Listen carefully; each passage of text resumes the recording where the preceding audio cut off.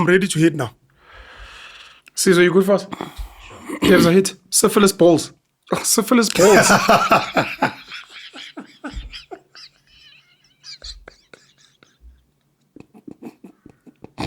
This is not a good entry to a episode. Syphilis balls. Amasende. Ane STI.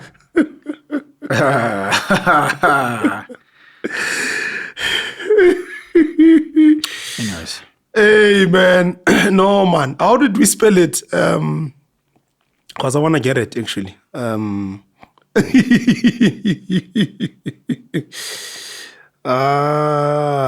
Balls. I want to see if I can get it so that I'm referencing the correct thing. Wait, let me get it quickly. And I'll tell you where this chat, what inspired it. Hey, yeah, no. Mr. Balls.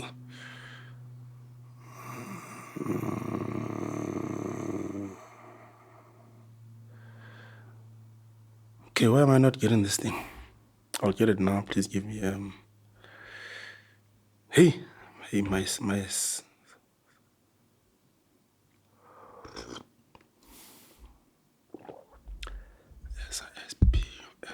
We are filming, right? Yeah. So fuck the audience, basically. What do you mean? People must watch you searching for something and me on my phone. Okay, cool. I got it. Yeah, we can start hitting. One of my friends, syphilis balls. One of my friends who struggles with depression has a TikTok account. And their image is this, is it Cyphus Ball or Cyphus? It's just this, I think it's called the Cyphus Curse, I think. Cypher. C-Y. No, P-H. C-P-H. How we end up? Cyphus. C-I-P-H. S-I-S-Y-P-H-U-S. S-I-S. Yeah. Y-P-H-U-S. How do you pronounce that? Sisyphus. What is it? Sisyphus. Yes. Mina ngithi syphilis balls. Amanje nafetha nama-growth mfethu emasendeni. Jesus Christ. Please, to teach your kids better English. Syphilis ball. It's not curve. It's curve.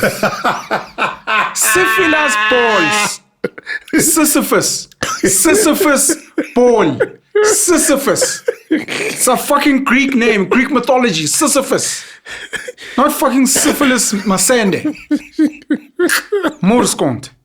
Sisyphus. No. Greek god. Apparently he was punished by Zeus. I don't know what he did. And the story goes that the punishment is he's going to push this ball up, this boulder. Boulder. It is the Sisyphus boulder. Sisyphus boulder, yeah. It's going to push it up this mountain. Yeah. And there's an edge where now he can put it there by the edge and relax. But every time he gets to the edge, it goes down again. And it's a continuous loop. It's a continuous cycle that he constantly, because it's a punishment. I forgot what he did. But apparently Zeus was like, hey, nigga, I'm going to punish you. Is it very important? This, yes. The story of like what he did and what. I don't know if I think it's I'm nice asking for if people. it's important. Yes, please, if you can find it. I think it's important.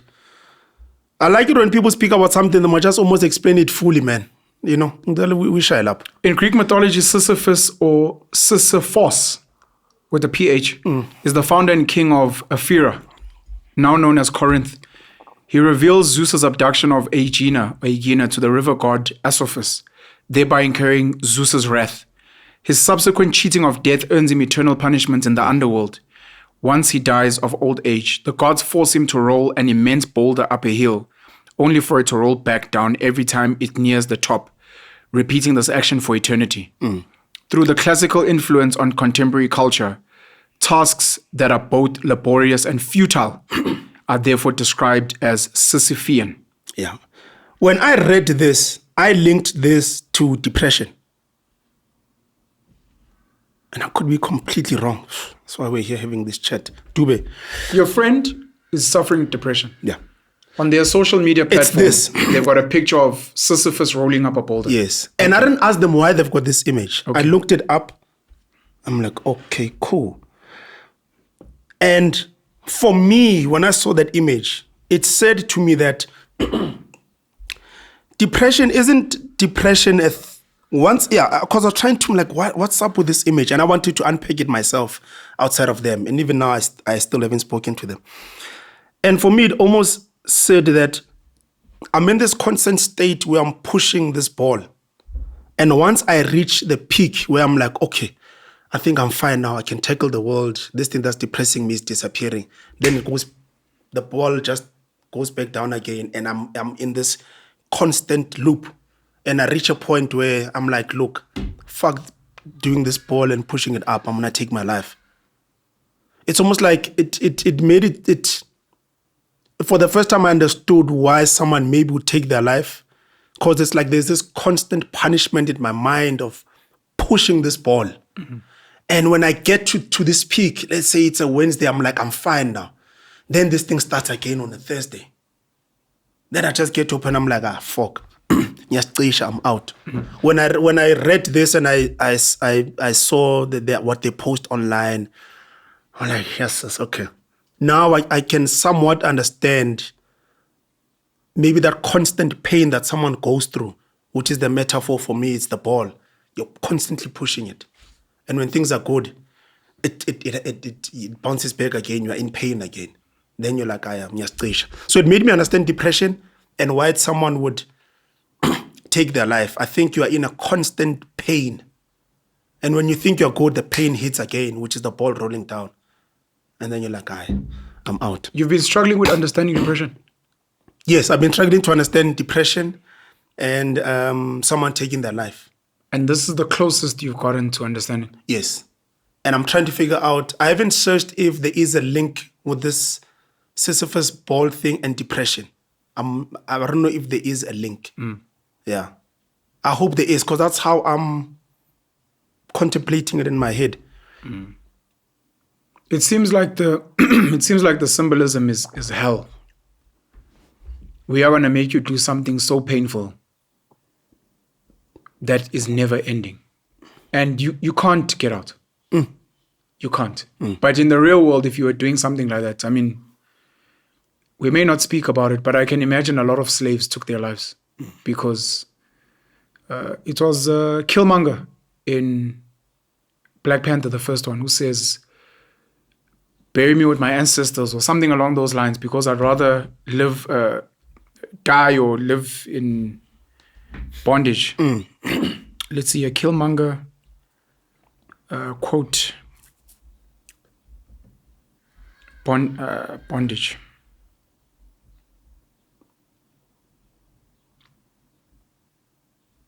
Eric Killmonger, why? So you can lock me up?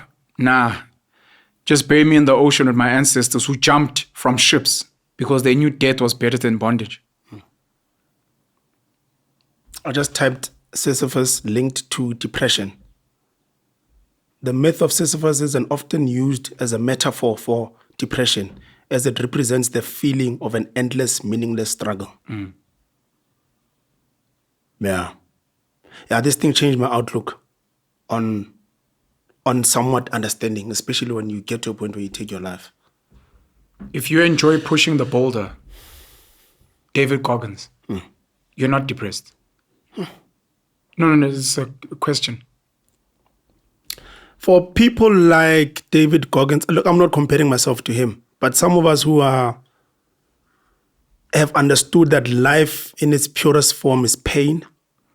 You cannot exist without pain. You believe that? Yes, you cannot exist without pain. You don't think that's a form of embracing depression? Mm-mm. So it's built in. That's why for you, it's a beautiful struggle. It's like, oh no, we were built to push boulders. Everyone knows. Umnyama was built for labor and to work for others. I mean, what else? We found a way to enjoy it. So while we're pushing the boulders, Siyahleka, this one pushes bigger boulders than us, and you're like, when you almost got to the top. I mean, Antwana, I can only go 50%. That's as far as Amandla, but Antwana, you're blind because other people are still here at the beginning. They never get anywhere. No, I don't think it's that. Like, we're just embracing it. if I look at anyone in my life, from every single generation, there was a form of struggle. I don't know any person that hasn't gone through any form of struggle. Whether the struggle was a struggle with your wife, your kids.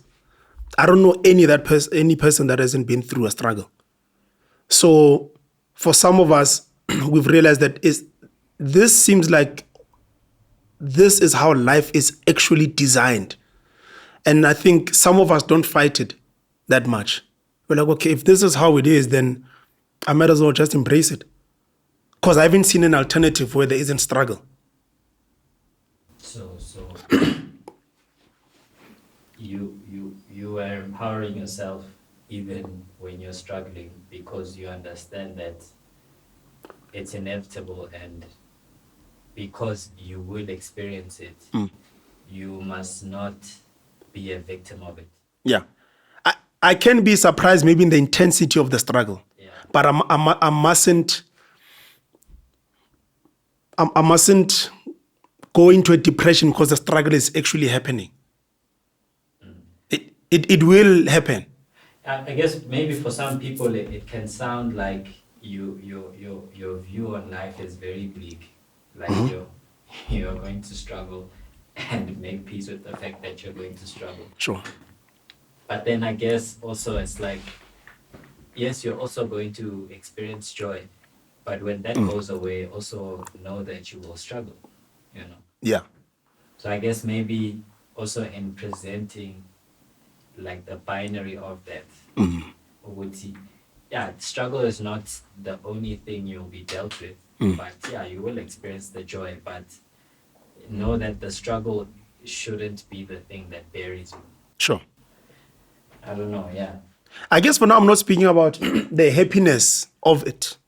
Because I don't know anyone who's taking their lives because they were happy or things were just going too nice in their life and they went into a depression. I'm just maybe for now just focusing on the why people take their lives or go into a depression, because there's a constant struggle.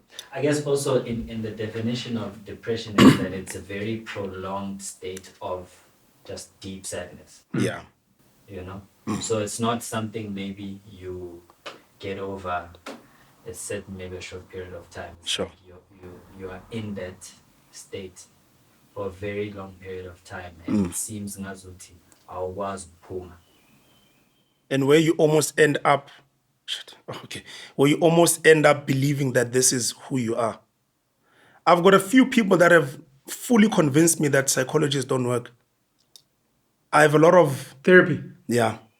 I have a lot of, Didn't work for them or doesn't. No, they've convinced them, these people that I'm speaking about, which I don't want to share their names, because some of them are very close. Sure. When you sit with them,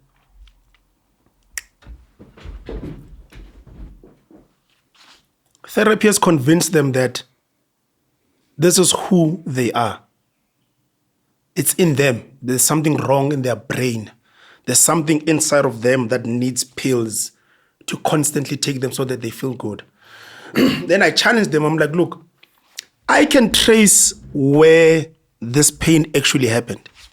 There is an actual trace. It could have been when you failed matric. I don't want to bring in real examples because this person's going to know that I'm talking about them.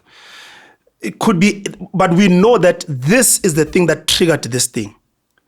So when you go to this psychologist, why aren't they able to solve this thing that all the friends know it started here, or all the family members know it started here? Why can't they deal with this and solve this thing? Is it because they want you to come back and have a lot of sessions? Because before this thing started, you were fine. You were not depressed. So sometimes I'm like, anti-therapy, especially for people who are depressed, what is it that they're trying to solve? Are they medicating you so that you can cope with the days? Or are they medicating you so that you solve the genesis of this thing so that you can be off the medication and don't do a lot of sessions with them? No, it's definitely not the second one. It's to numb the pain. So you've got a headache, you take a painkiller until the body does whatever it does to make sure the headache's gone, but not to solve for the cause. To some degree, function with the pain, right? Yeah. It's for coping. It's for coping with the pain. No one is prescribed antidepressants with the hope that the antidepressants will help you resolve the cause of the depression. Nah. That's not how the medication works. It's really sad, man. Because once I've spoken to these people, some of them I'm like, I don't want to chill with them anymore because they are fully convinced that, hey, man, I'm like this. I was born like this. Do you think depression is contagious? Yes. You chill with them for too long. I definitely think it is. At times you become your circle. If you chill with that circle for too long, you become a byproduct of that circle. If you know someone who's depressed, you should stay away from them. I think it should help. But if it gets to a certain stage where it's hindering you as well, I think you must move. Won't it be too late? Maybe you start sinking and now you can't get out. When yourself. Yeah. You realize, hey, I'm saying about yeah. late. You're fucked. You're in. True. But my first answer is in fact, help the person. Whatever it is, help the person. The other thing that I'm seeing as a trend with these psychologists, the therapists, they don't prescribe walking or exercising. I don't know why. I think they do. Yeah, some do. Is it? Yeah. I don't know much about therapists, but the little bit that I've heard, Sure. even doctors, to try and defend doctors, some of them will tell you, look, change your exercise, change your diet, get some exercise. You need some fresh air. Yeah. But take these pills. I think there are therapists. But take these pills. Yeah. Yeah. It's. But I think some of them do say, look, part of the problem is I think your lifestyle. So the sleeping in bed all day, it's not going to work. But if you feel yourself getting very sad and crying, please take these meds.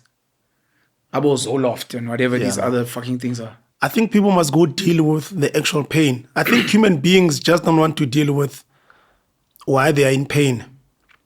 Human beings don't like looking at themselves in the mirror, one-on-one. Like, in fact, like what's the actual issue? Most people who go to a therapist or psychologist, they actually know what the issue is.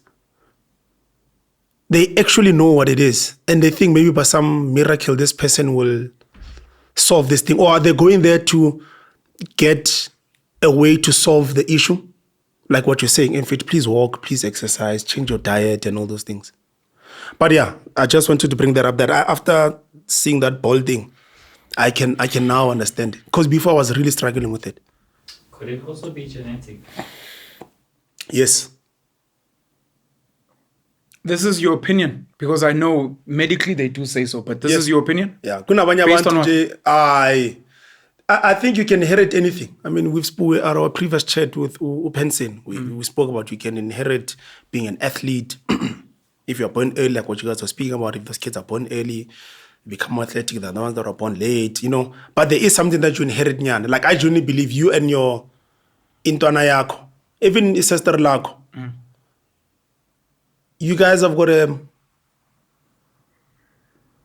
a serious high memory retention.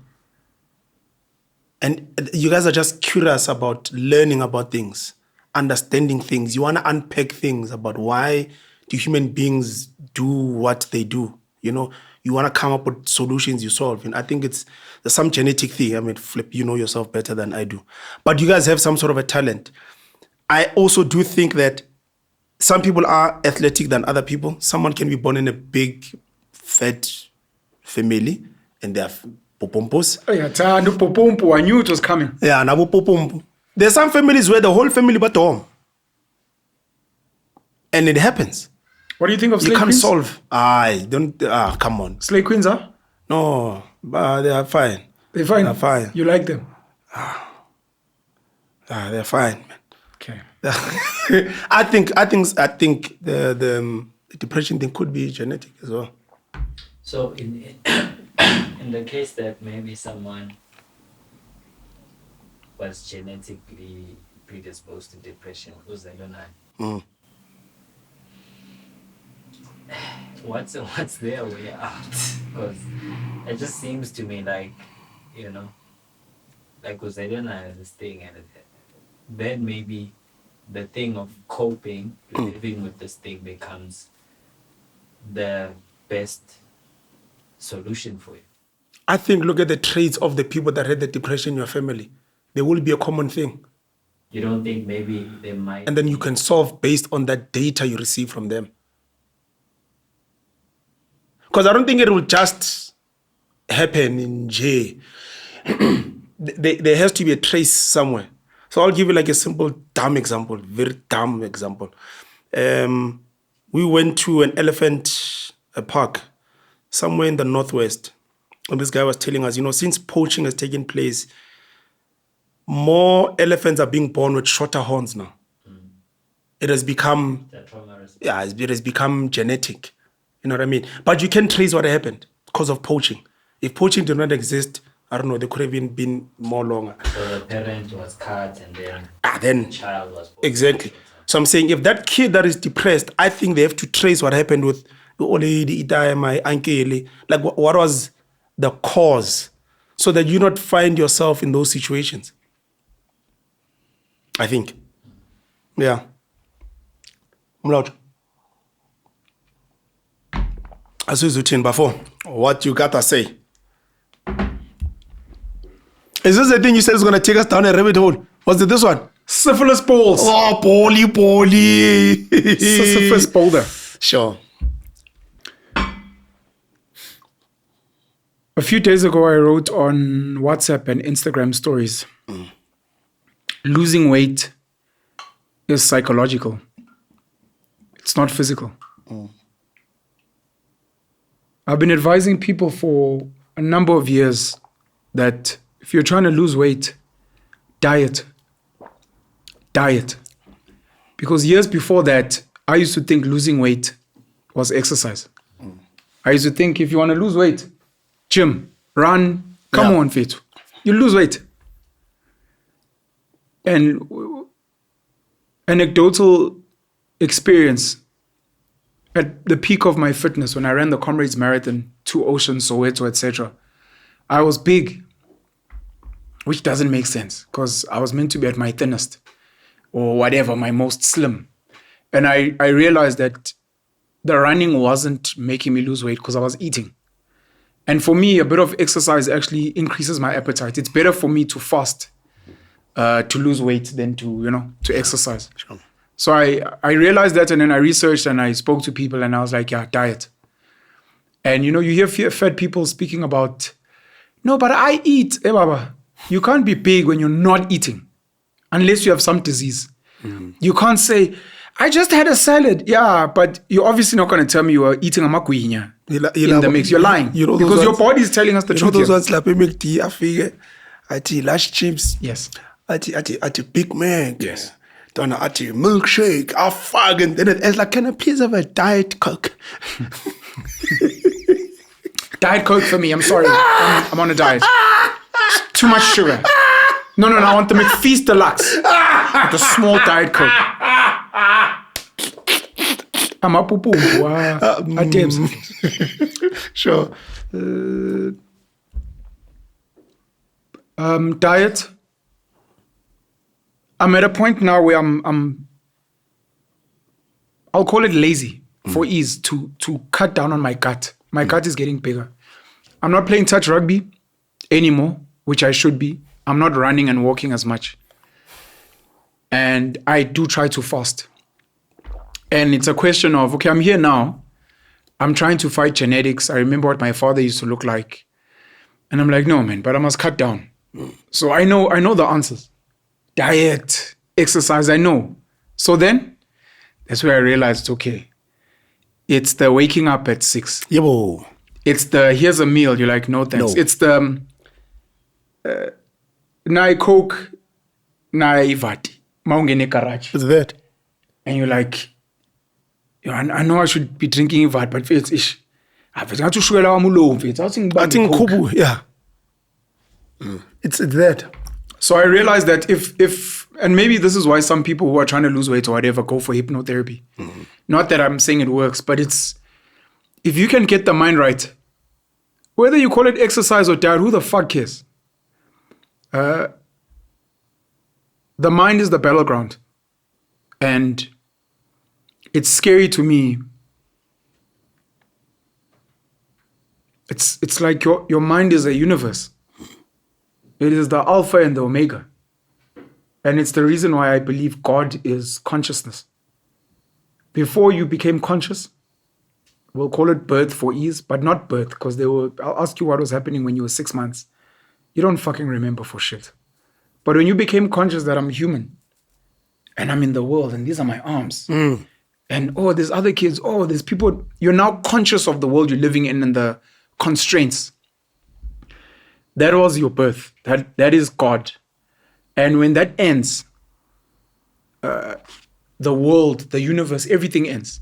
There was no world before you became conscious. Because everything after your consciousness now became a story.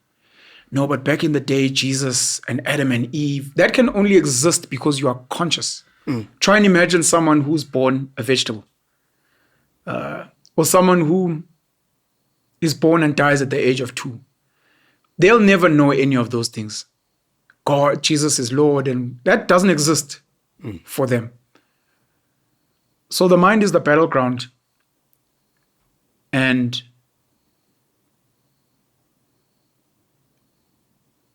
in the story you're saying about Sisyphus and the boulder, I'm trying to think of, obviously, Atlas and the Atlas stone. I'm trying to think of, because it speaks about, it's a metaphor for people that do a lot of strenuous work that is futile, which in Zulu sithi ukufuza.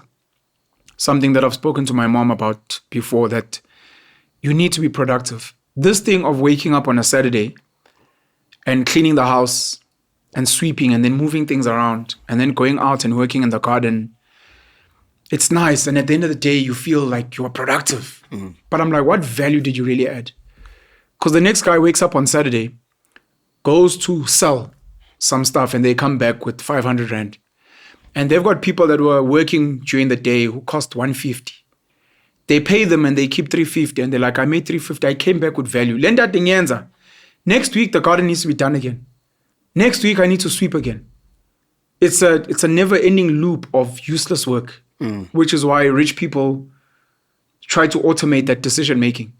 So say, I'm not going to think about what to wear every day. That is stupid. That's me pushing a boulder up a hill. I must worry about brushing my teeth. Is there something that I can take that keeps my teeth clean for long? Is there a clothing item I can wear every day or the same? So I don't have to think, because what the fuck? I'm stressed about what to eat. Sizodla namhlanje ngaze ngifake istress esingasanga. When you read these motivational books and how billionaires behave, that thing is called decision-making fatigue. And it is. Yeah. There's also physical fatigue. And when every day ulanda amanzi, ulanda inkuni, ubase, uqubule. But I think gives you some sort of an identity. Like, why am I here? For you, man. Why you're here is to push the boulder up the hill, is what you're saying. Because you're saying we're born to struggle. I wanted to ask you, if you were to give a percentage thumbs up, what percentage of existence do you think is meant for pain and suffering? High number. No, 70 and above. You think 70% of your life is struggle? Yeah. My bra. You think 70% of your day-to-day was struggle? If I had to calculate it like mang saying my retirement age, I've been struggling, baba. In your head tough, today, man. you spend 70% of your time struggling. No, I'm just weighing it like over like a 10 period. In high time. school, you think you spend 70% of your time struggling? Yeah, definitely high school. Yeah, for me, the high school 100%. Being at home was a struggle. School holidays was a struggle. No, school holidays were fun. No, being at school was a flippant struggle. 70% of every single class you were in was frustrating. I don't like that thing. Yeah, for me, for high school, Tertiary? even more. Tertiary, no. I think it was less. Probably 50-40%. And now in your adult life? Hey, maybe I made a 60. Caesar, your opinion? Look, I think for me, what I've come to realize for myself personally is that I experience more struggle and challenges when I don't know any better in that particular time or situation. Then I experience less of a struggle when I do know better. So sometimes it's like even when you repeat it, or rather when I repeatedly do something and sabotage, it's the lack of knowledge of doing better. So it keeps me struggling more and more. It's like yeah, one of them talk about the issue. It's the back end decisions that are always there for like very frivolous things in your life. When I realized that I need to optimize my time for things that matter so that I don't become more overwhelmed and burdened by, let's say, for instance, I'm the kind of person that likes order. When things start to get cluttered, this is when I start to experience a lot of stress. So when I realize that I work and I earn some kind of money, I can't keep myself in the place of like, oh, I must wash my clothes, I must iron my clothes, when I can pay someone to iron my clothes for me, and that stress goes away. Then I know Wuti, I will struggle with a lot less things in my day, and it opens me up to do the things that matter in that sense. So look, I struggle mostly when I don't know better. And sometimes it's just, that challenge is there, and I have to go through it. And in going through it, then I embrace the struggle. And I don't have to push against it as much. Because I also think sometimes when you try and fight the struggle and you're saying, but why I don't deserve the struggle tends to become a bigger load in my experience. So sometimes then I embrace what, okay, this is the thing that I have to go through, and I go through it and I learn what I need to learn. But I'd say my opinion is that, yeah, I've probably experienced a lot less struggle in the past because also my maturity was at a lower level than what it is right now. I'm a lot more mature, but I guess now in being a lot more mature, I have to be a lot more discerning. And so that's where also some of my challenges come in that in being discerning, I must pick the struggles that are fit for me. Because sometimes you can walk into certain struggles that are not meant for you. As what I've also found in the past is that I put myself in certain positions where it's like, I didn't need to be in this position. Either it was, like the inability to say no to something. So now I have to fulfill this thing because now I'm burdened with this thing and I'm struggling to get past this thing.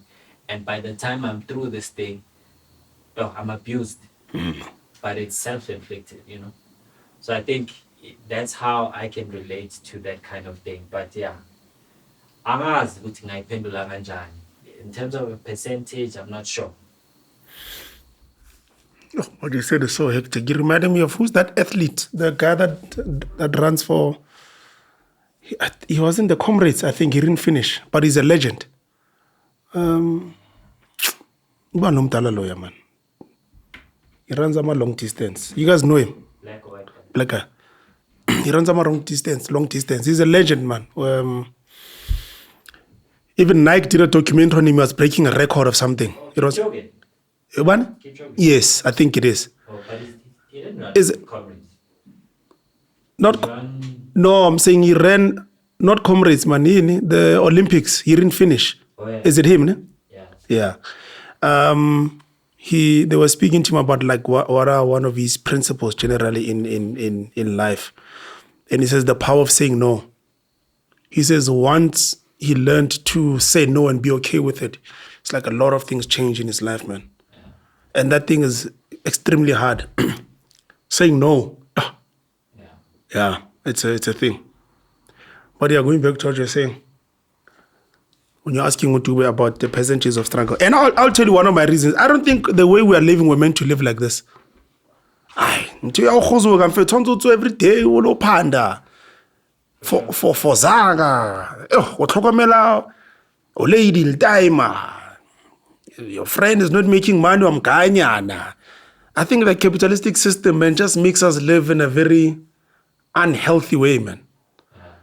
It's just pain after pain. It's like for you to make 5,000 rands, you have to put in how many hours? I think the way we're living, I don't think we're meant to live the way we are living in this current world. It's not nice.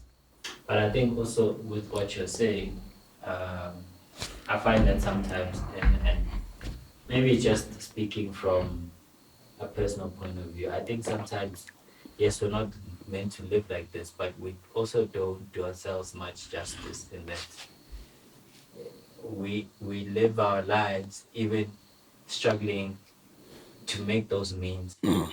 Then our lives are also so big, and then they end up eating our means.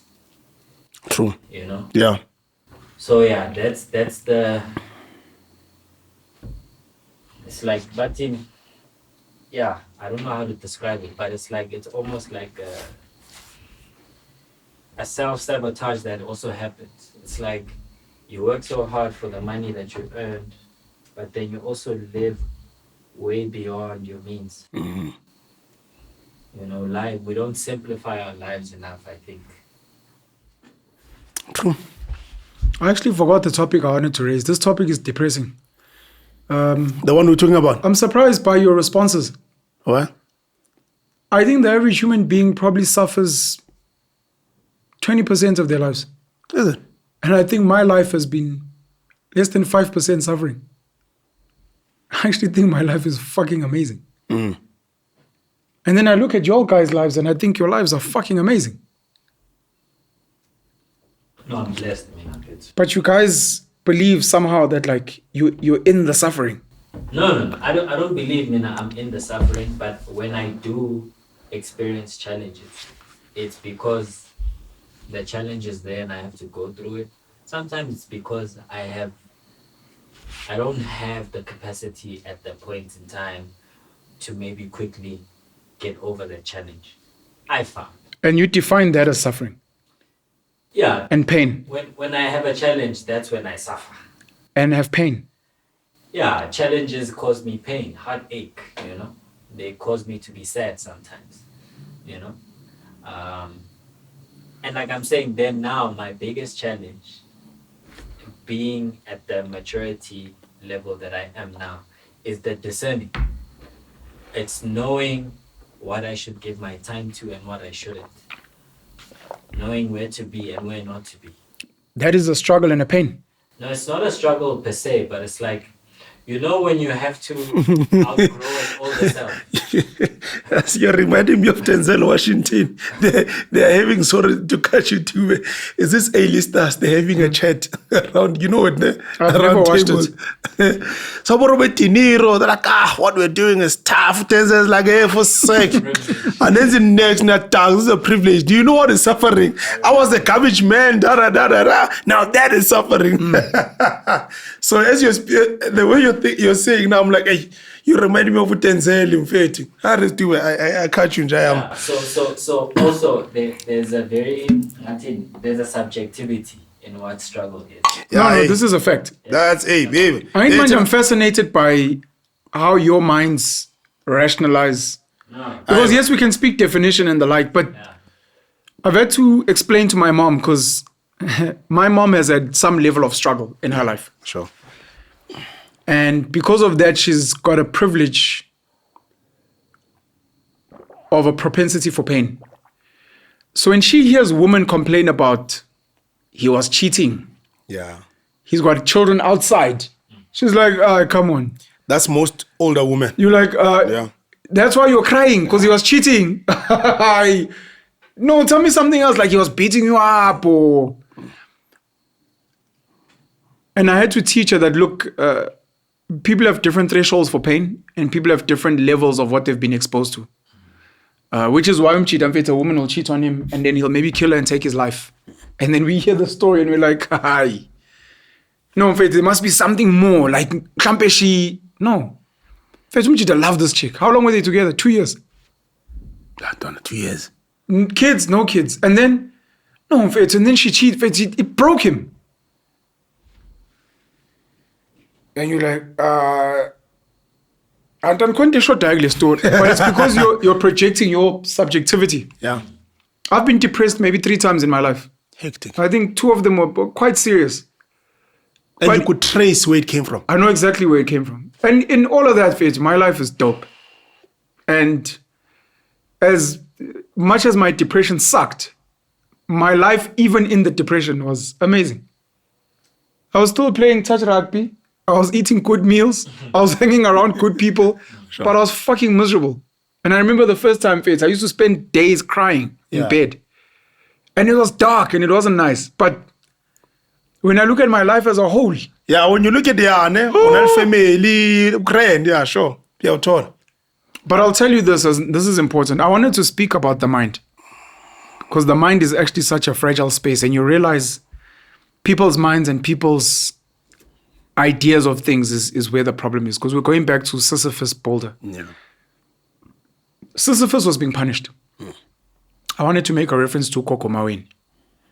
He was being punished, and the pushing of the boulder and the fact that when it gets to the top, it goes down was designed to give him pain. So, you're a slave, you don't choose to be a slave. You start working in a field, you get whipped, and then at some point you're like, no, man, I don't mind the whipping. It's like, no. Do something else. Burn him. He must constantly be in pain. He mustn't adjust and enjoy this thing. So no, Sisyphus, in the way that it's structured, it sounds like at no point did he acclimatize. Where the way my mind works, in a situation like that, if I could, I'd want to enjoy it. I'd want to be like, well, this time I'm gonna run up the hill. This time we tata slow. This time we push out one arm. What if let board to jigisa kanje?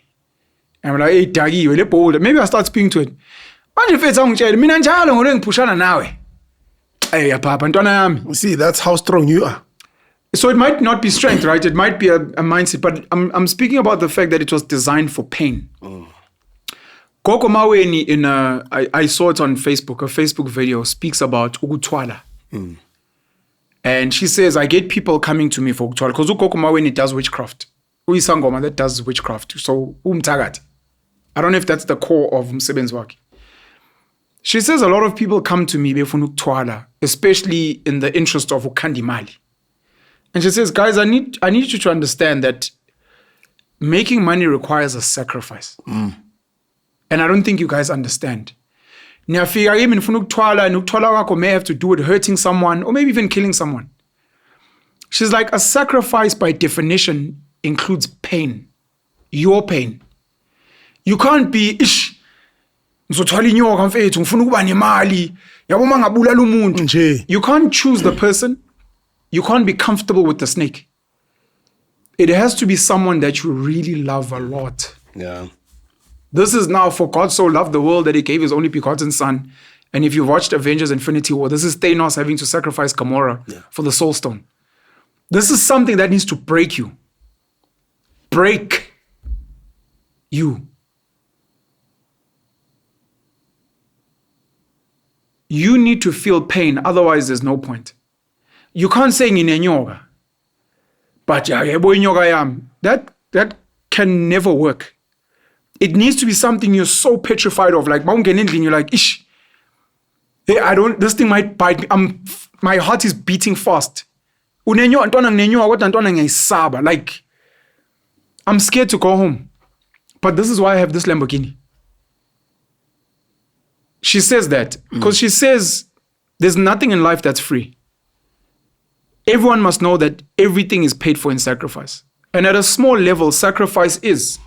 Because this is what I took from the video, and this is why I'm quoting it. Not because Sure. Yeah. What I took from the video and why it made an impact on me is Number one, you can have almost anything you want in life, but it comes at a cost. We see it now with the guy that looted Itembisa 2 billion. We've seen it with the guys that pay bribes. We see it with the guys who traffic kids. You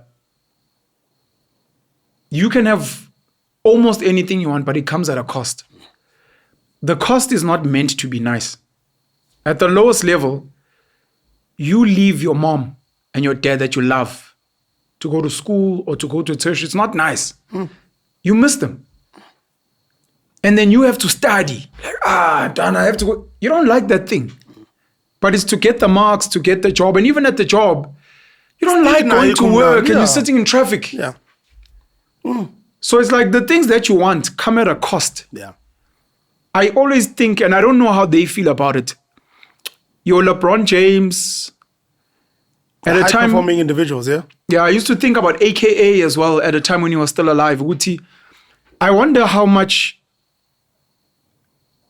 life these guys miss. Where, Faith, your favorite aunt just passed away. Yeah. Oh, why? And it's Faith, it's the finals. Yeah. Or Faith, it's the gig. Donna, we've been planning for 6 months. Tickets have been bought. You have to go. Uchomoson was getting married. That story. But Uchomoson was getting married. That story. Mabasha angazo be I do. Bampelela what bayashaya. But Uchomo agijima. What is soccer field? Ashama goal. Wababa. Ba win it up. Yeah, Uchomo biela. Afaki suit. Goes back to the wedding. Why don't you believe that story? I think it's a nice story to tell, but I don't know if it was curated like that. I don't buy it. What do you speak about my kitchen? It's not qual. Jomo was a clutch BMT player though. Nothing wrong with that. I can believe that. Why am I believe the story? How? Are you searching it? No, I'm not searching. Oh. Look, the story could be real, right? Yeah. Yes. And someone would be like, you'd never believe it. Yeah. And I'd be like, sure, I don't believe it. Sure. So, Mklambe, you prove it, and I'm like, yeah, I believe it now, but it's an unbelievable story.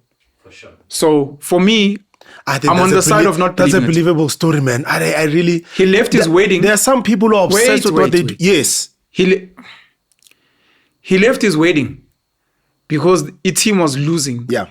And he fast went to change to go and defeat this other team, and then he ran back to his wedding. Yes, I believe it. You believe the story? I flip and believe it. No problem. There are people who are obsessed with what they do, fit. Maybe look, serious obsession. Maybe look, because I've heard how the story flies. Maybe the story is this.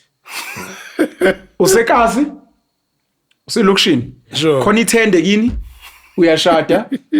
Ish, mfethu, on that day, on top of that, Fetch is getting married, and Amachita came to adlali disc instead of being at his wedding. There's so many variables that just don't hold water. But for whatever reason, his teammates are not at his wedding.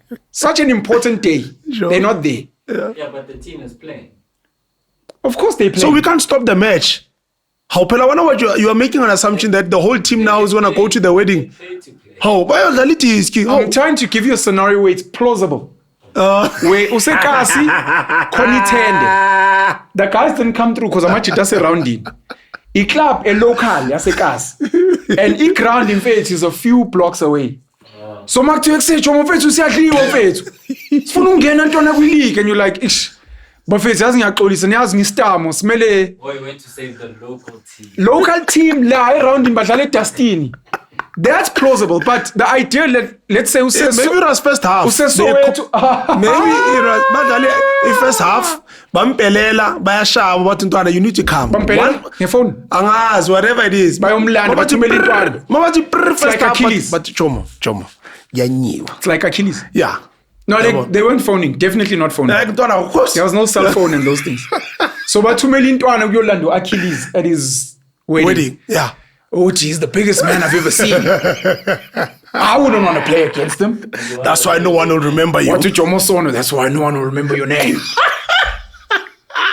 Wabe ngene gijima kanje ntwana krebe. Akusenga ini ijezi mfethu. Akusena nguJomo intwana vele etatazela mfana lenye team. Wabe ngene kusema. Imini umese kusema Paul baba Paul. kwathiwa oh kak hey no goalkeeper ntwana wavele what first ball go what I say referee come on baba come on kwathiwa no but Jomo you being unfair you're waiting what they say this is my team baba ayende labeka ibhola ntwana kuse nikezana uJomo hey lenye team yathi ayintwana kodwa uwakaba yashi noTsubasa kwathiwa Murscont what two hey but you accept hey get the fuck out of here with that bullshit let's story said utona bamfonela on his Samsung wakuse project abafethu angithi niyazi ngiyadrowa namhlanje ekuse jump kwi BM fast intwana yazi sinekinga la isoccer city what ish bafethu awuthi ngicele la kodwa ngiyeza fast wabe efika ntwana in his BMW wapaka lapha kwathiwa please stop the game Mr Sono's here Father God kwamela warm up Sasha Feinberg mngomezulu kwathiwa athi stretch ngoba intwana izosikhombisa mfethu ama-ada kwathiwa will also add mhlambe an extra 15 minutes damn it while his wife is waiting like hey phela ubaba la ekhaya mfethu very good we football so ishimele simlinde kwalindwa wonke umuntu at the reception. Oh my God, I believe the story, but anyway, we're speaking about what the thing of sacrifice. The story becomes plausible if ekuse bafana baniyobiza uBujomo fethu lapha siyakhawathela. We don't know how far was the church. uBujomo fethu uyashada fethu abafethu kuzoba nje mfethu 30 minutes fethu ayisiyadliwa la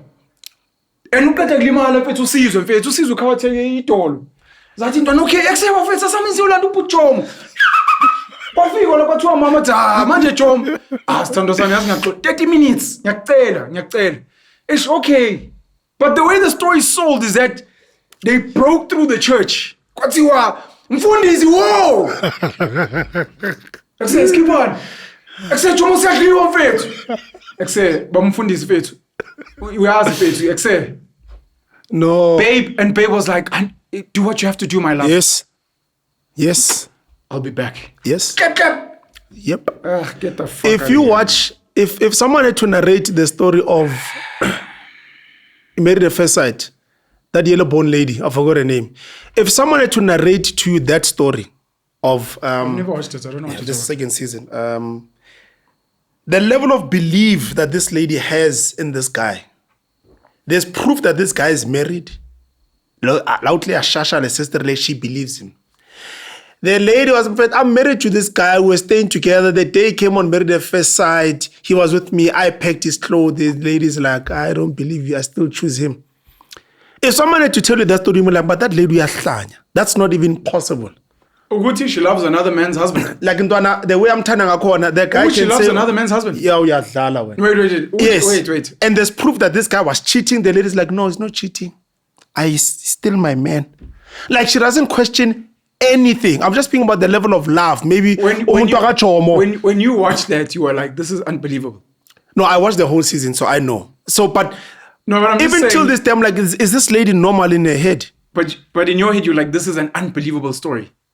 That this woman has been told this like, guy is married. No, good proof. We have only WhatsApp. The girl even comes, shows you proof. And you're like, I don't believe it. It's fine. And you're saying this is an unbelievable story. No, if someone had to narrate it, I'll challenge this story.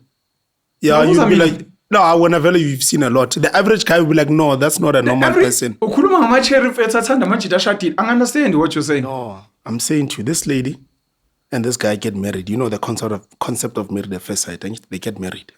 Okay. Sharp. Later in the episodes, they start to reveal the secrets of this guy. This guy is married, not was, is married. There's proof of this. There's proof that the day before the guy left to go on to Married at First Sight, he was with this lady. They stayed together. He's paying the bills, he does everything. This lady that's from Married at First Sight still, this guy, the lady's like, no, everything you guys are saying is a lie. Me and I still love this guy. I'm saying if someone had to narrate that story, you'd be like, no, that's not possible. No woman would believe that. Even if there was proof, Aye. So the level of love that Umamara Jomo, or what Jomo's wife had for Jomo, I believe it. 30 minutes ubuye, then so shaya I do. Oh, that's the link to marriage, because I wasn't understanding what you're that's saying. the link with the level of love. That his wife. The level of so love. Yeah. I've got no issue with that. Ukuthi in utam humble God. That's not my And issue. apparently the story goes ukuthi uThegu msadi wacho say you better score. Hey, Mo- Too bad.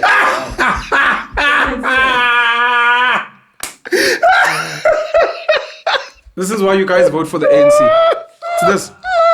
This is why Ntandu Pushiri. It's this. It's too late thina siyabuka ngoba phela ngithi thina sifunde kakhulu. Penuel, yes. Aye. But we're speaking about making it more serious now. Going back to the idea of there is a sacrifice. Yeah, there's a sacrifice, and you need to be scared of that thing. And I was speaking about the low level of losing. I was speaking about high performance in the people that have to lose something. LeBron, aka, they don't get to bury certain people. They miss out on certain birthdays because they're doing this thing. And what was my link? But something to do with the Sisyphus boulder and sacrifice and struggle. That Kokoma win as well, yeah. if it's chosen, for example, you hear tribal and you work every day and you're like, hey, if it's stress. And I'm like, you're choosing to push the boulder. So I there's no way you can tell me this is struggle. I can't define that as struggle. And you're like, Faith, but the stress and stuff. And I'm like, then just stop operating. Faith, and then do what? I'm like, life is not that expensive. And lower your cost. So you're saying a chosen struggle is not a struggle? Yeah, if Sisyphus chose to push the boulder. So it has to be something that is unchosen. Was one For of you my to define something as a struggle? never mind the definition of struggle. I was just thinking of this concept of depression and the mind. Oh, okay, That cool. Okay. when you choose certain things and you go through certain things, and then it's a struggle, and we must feel sorry for you and sad. It's like Jesus saying him putting himself in those positions where he could have said no. And he didn't say no. And now he starts to complain about him being in that. But obviously, that's funny. Anyways, we've spoken about this boulder thing for too long, man. Like I said, it's a depressing topic. Let's pivot, because this is something that I wanted to discuss the last time we sat on Amachance. Yeah. We raised it the episode before that. We spoke about it. And I think we must speak about it over and over. Yes. What is that? Young men are unemployed. Young men don't have businesses and they broke. We need to give them real solutions. We've spoken about it. But we need to speak about it as many times as possible, with the hope that every time we sit and speak about it, it lights at least one candle. Amachita are depressed. Amachita under pressure. Amachita wanainyu. What must a young guy out there do? What must he do? Must get a job. Must start a business. But ulalele and we tell him, say, go do this, or go do these, go try these things out. I think, look, I don't have the perfect answer at all. But the first thing is sit with yourself and figure out, I'm struggling because of what? Money. Money.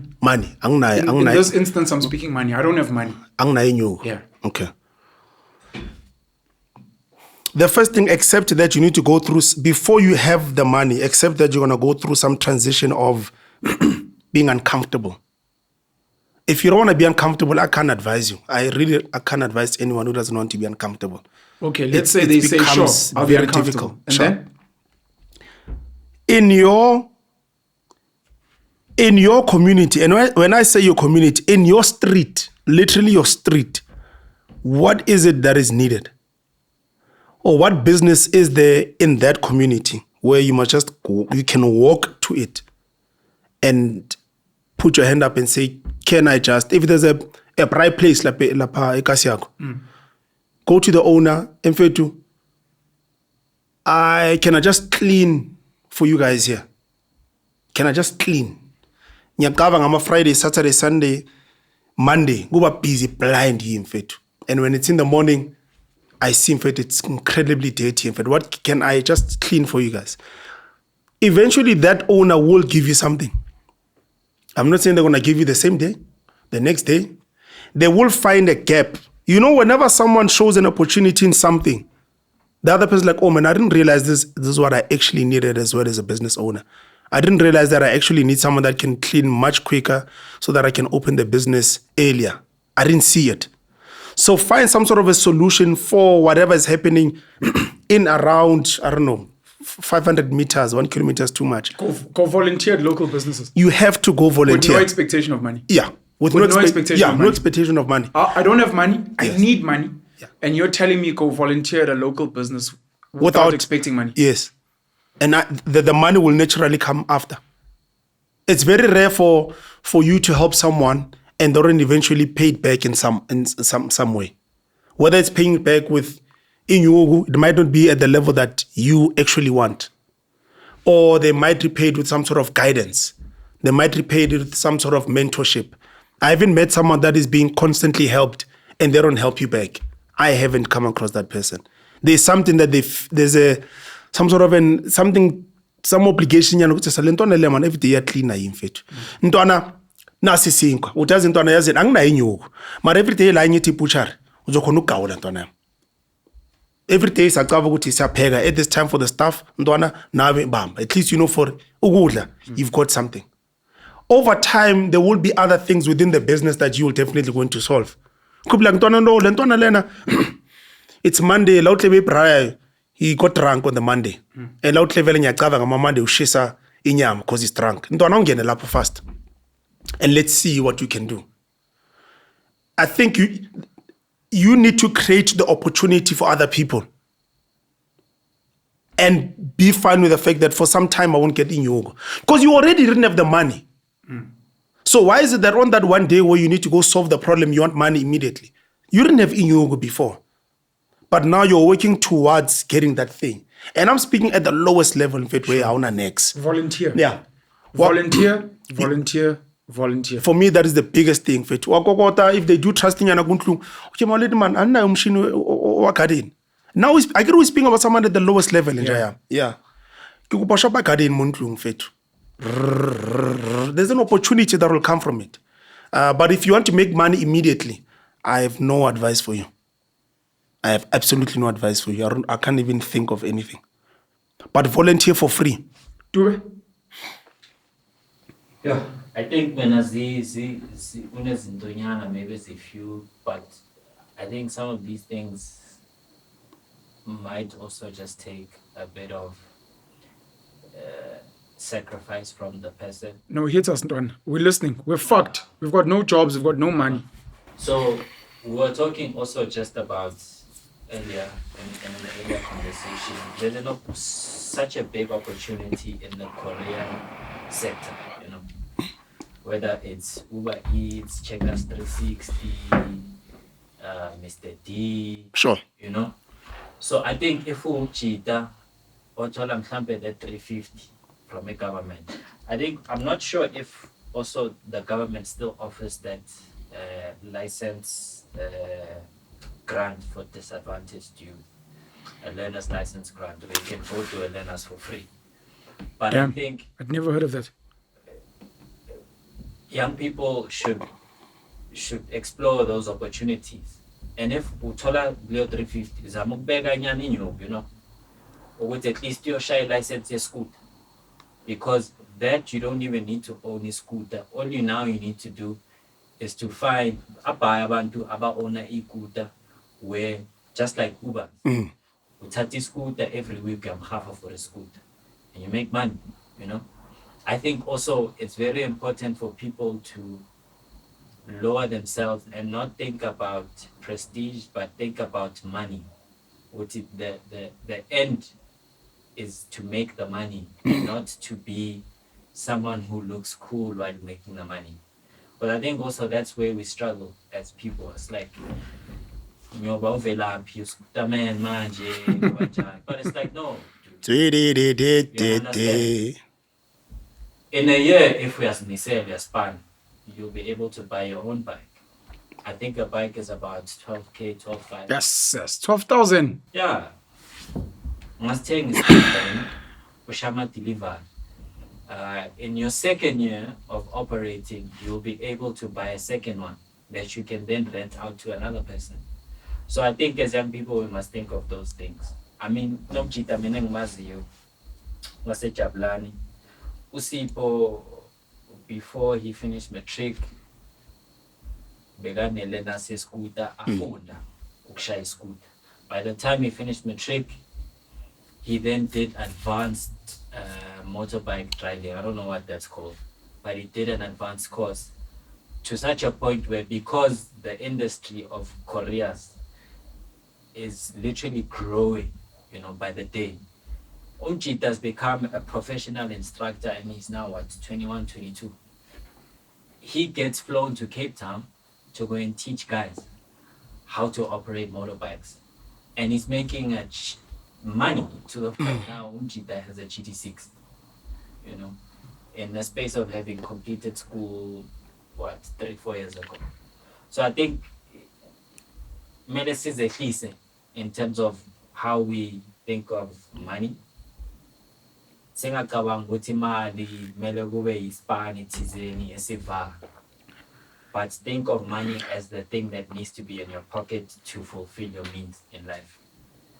I think there we can start thinking maybe a lot more sober in how we can get to the money. Thank you for that. While there is no national ongoing grant specifically for a learner's license, various South African government departments, local municipalities, and non-profit organizations run periodic and regional programs that cover the cost of learners and driver's licenses for disadvantaged youth and the unemployed. Gauteng Provincial Government Learner's License Project. In October 2023, that was 2 years ago, the Gauteng government launched a project in conjunction with Diageo, South Africa, to assist 40,000 young people between the ages of 17 and 34 from townships, informal settlements, and hostels with administrative fees for their learner's licenses. The application period for this specific initiative has since closed, unfortunately. KwaZulu-Natal Tutuga Driver License Training Program. This program supported over 4,000 beneficiaries across the province financially to obtain both their learners and driver's licenses, with applications closing in October 2023. And then there's others. So maybe people can go and research it. Yeah. These ones obviously are closed, but if ever mhlambe khona into engavela somewhere. But uDube's got me thinking, learner's license program empowers local residents. This was in 2024. South African Wind Energy Association. Yeah, but people must reach out. Anyways, you believe in the courier business, driving scooters. You think it's a good entry for people to try themselves out? I believe in it because what I've also realized over time, and itemak figure Uber Eats ekasi, wafika name Mr. T. We started seeing a lot more foreign nationals coming to live ekasi. So I'm talking guys from Malawi, I'm talking guys from Zim.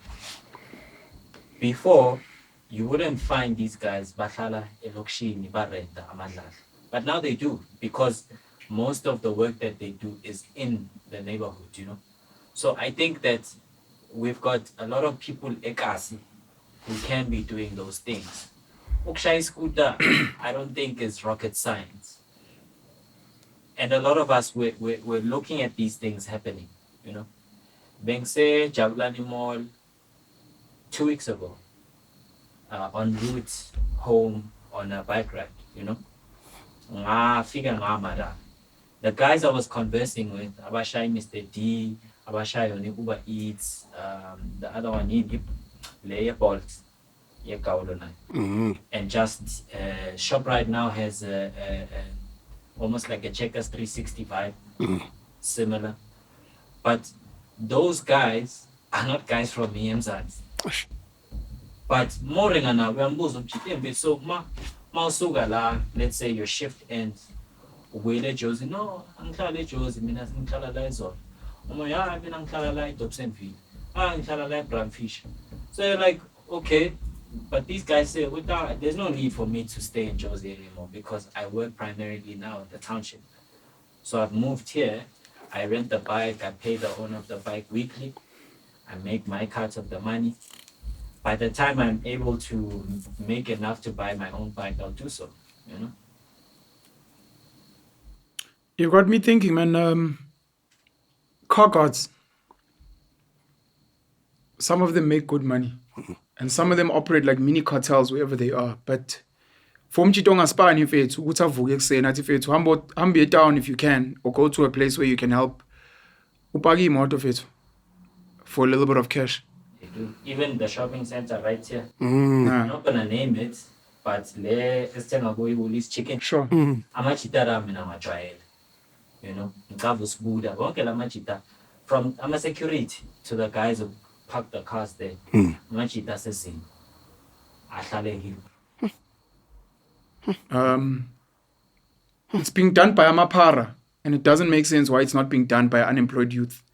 This thing of directing traffic when traffic lights are down. I've seen to people donate 10 Rand, 20 Rand while you're there. And this thing is being done by Amapara.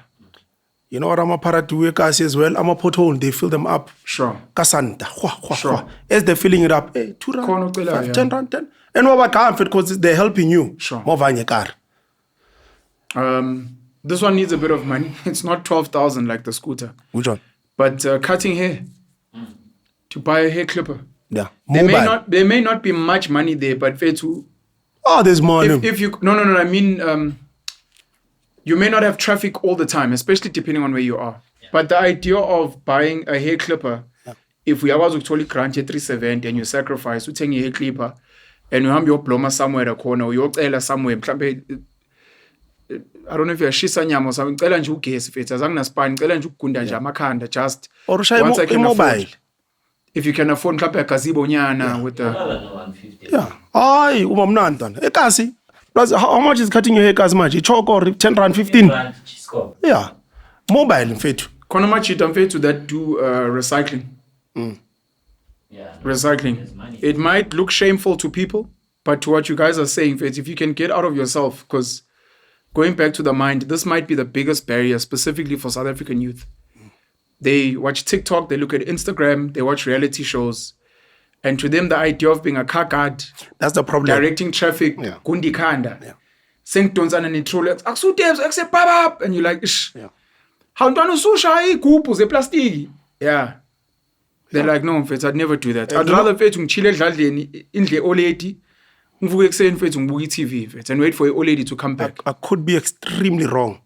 Most of the guys, bashapang, depending on the area, bashapang the garbage bar that take the garbage stuff from your dustbins.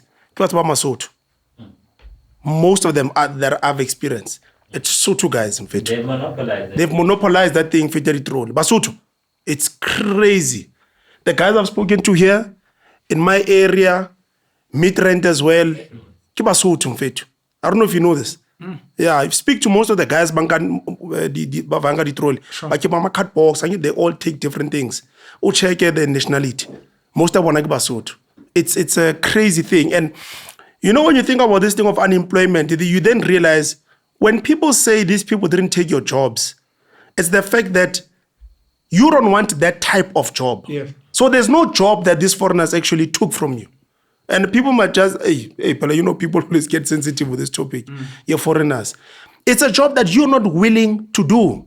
If that job was available in Fetu and you are willing to do it, then there can be a link of Auten Chapela Span in Fetu. Kill South Africa and what was Span was pay. Auten Shaile Span. You don't want to work there in Fetu. You don't want to be the waiter in Fetu. How fun look shy trolling Fetu and Fetu, who keep the matters beanie and Yokalisa. You don't want to do that. So I think, and I guess it's this thing of a foreigner mentality. Their level of mentality of survival is desperation. It's insane, man. We need to study foreigners because they know that in fact I'm going to a place where I don't know anyone, so I'm gonna do whatever it takes with you, whatever it takes. People even go to the levels of prostitution. It's sad, you know. So it's like ipara bago like what you guys are saying. They realize what in fact pela meling shaya short in Mele ngithole inyawo phe vandag. No matter what it takes. Hey, yabona, just for that Hit. For that hit. So the question is, the person who's just sitting at home not doing anything, is your level of suffering at a point where you can't take it anymore? It's not. Yeah. Then are you really in this country? There's a proper cushion. Then are you suffering?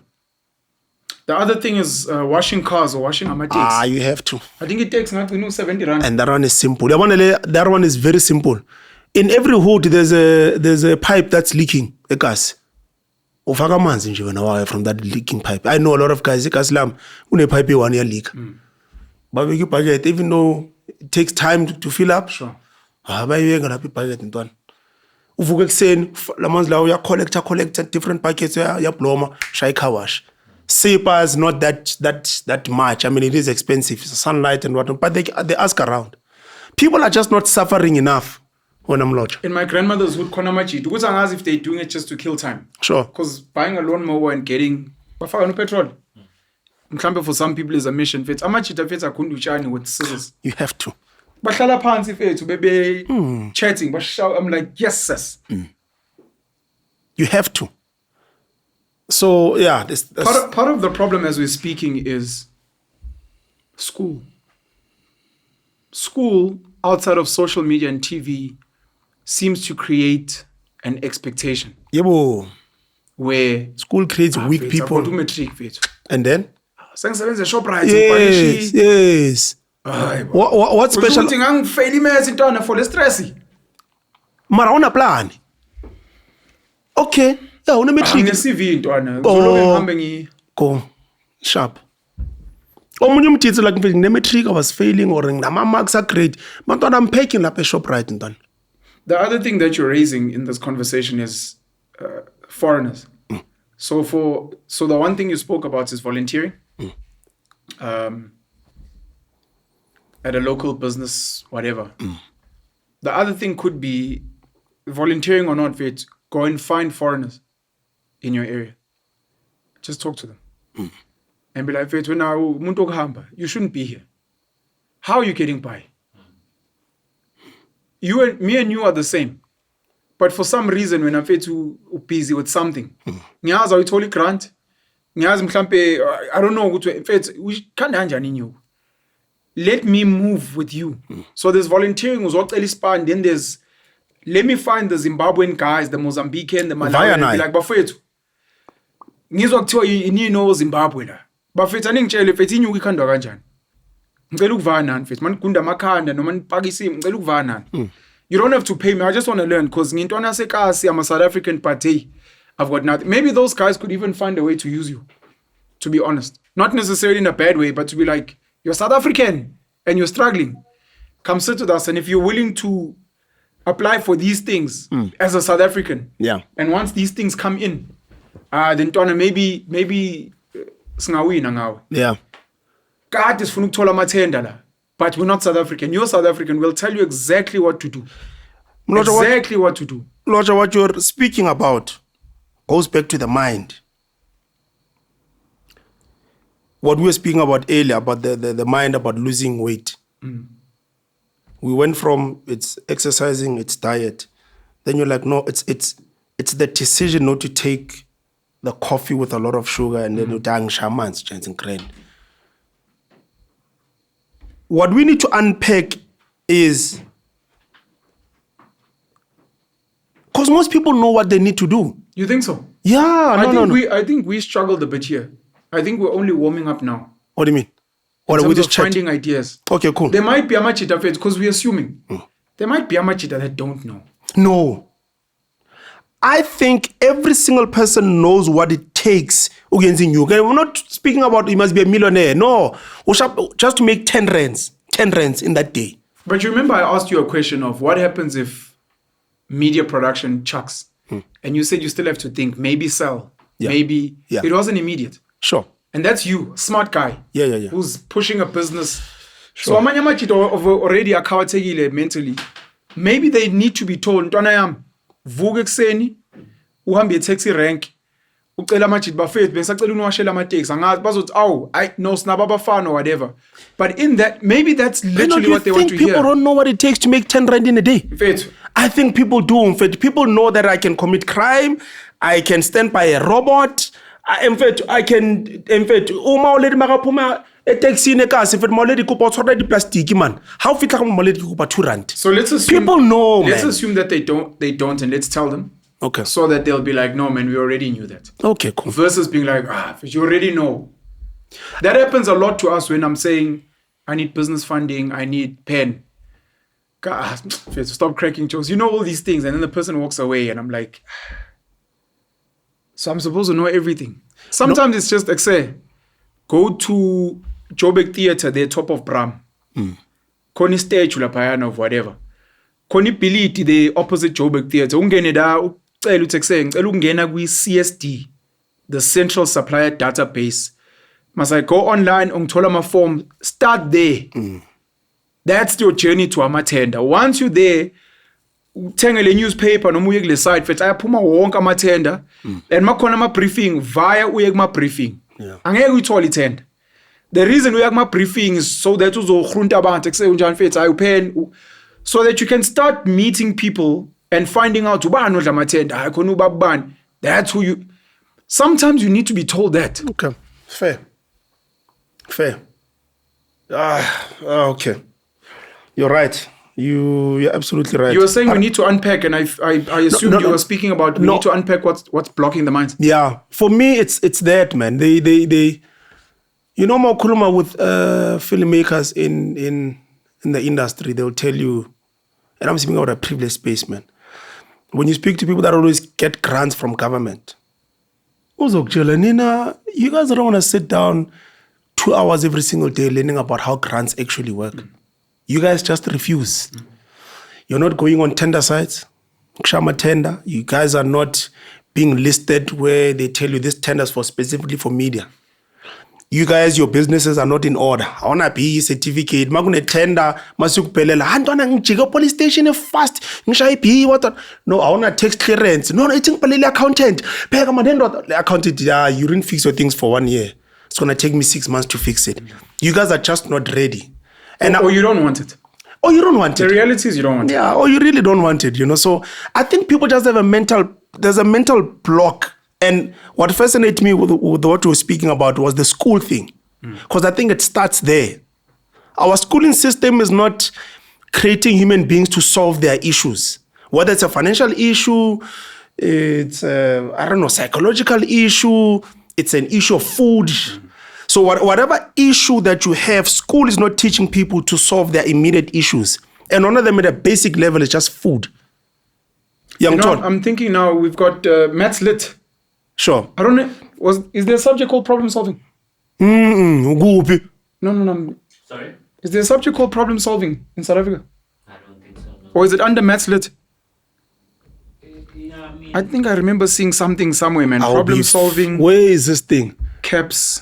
If you corner. Problem solving within South Africa's curriculum and assessment policy statement CAPS involves developing critical and creative thinking skills through specific and structured activities. What's the name of that subject? It was so...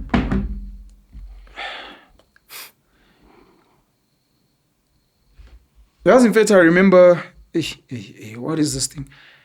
I remember years ago going through some... I don't know if it was an exam or test paper. In Kombisa paper le maths lit. And when I looked at it, I'm like, but this is problem solving.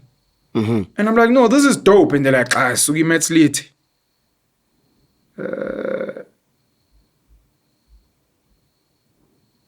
Anyways, no, it doesn't matter.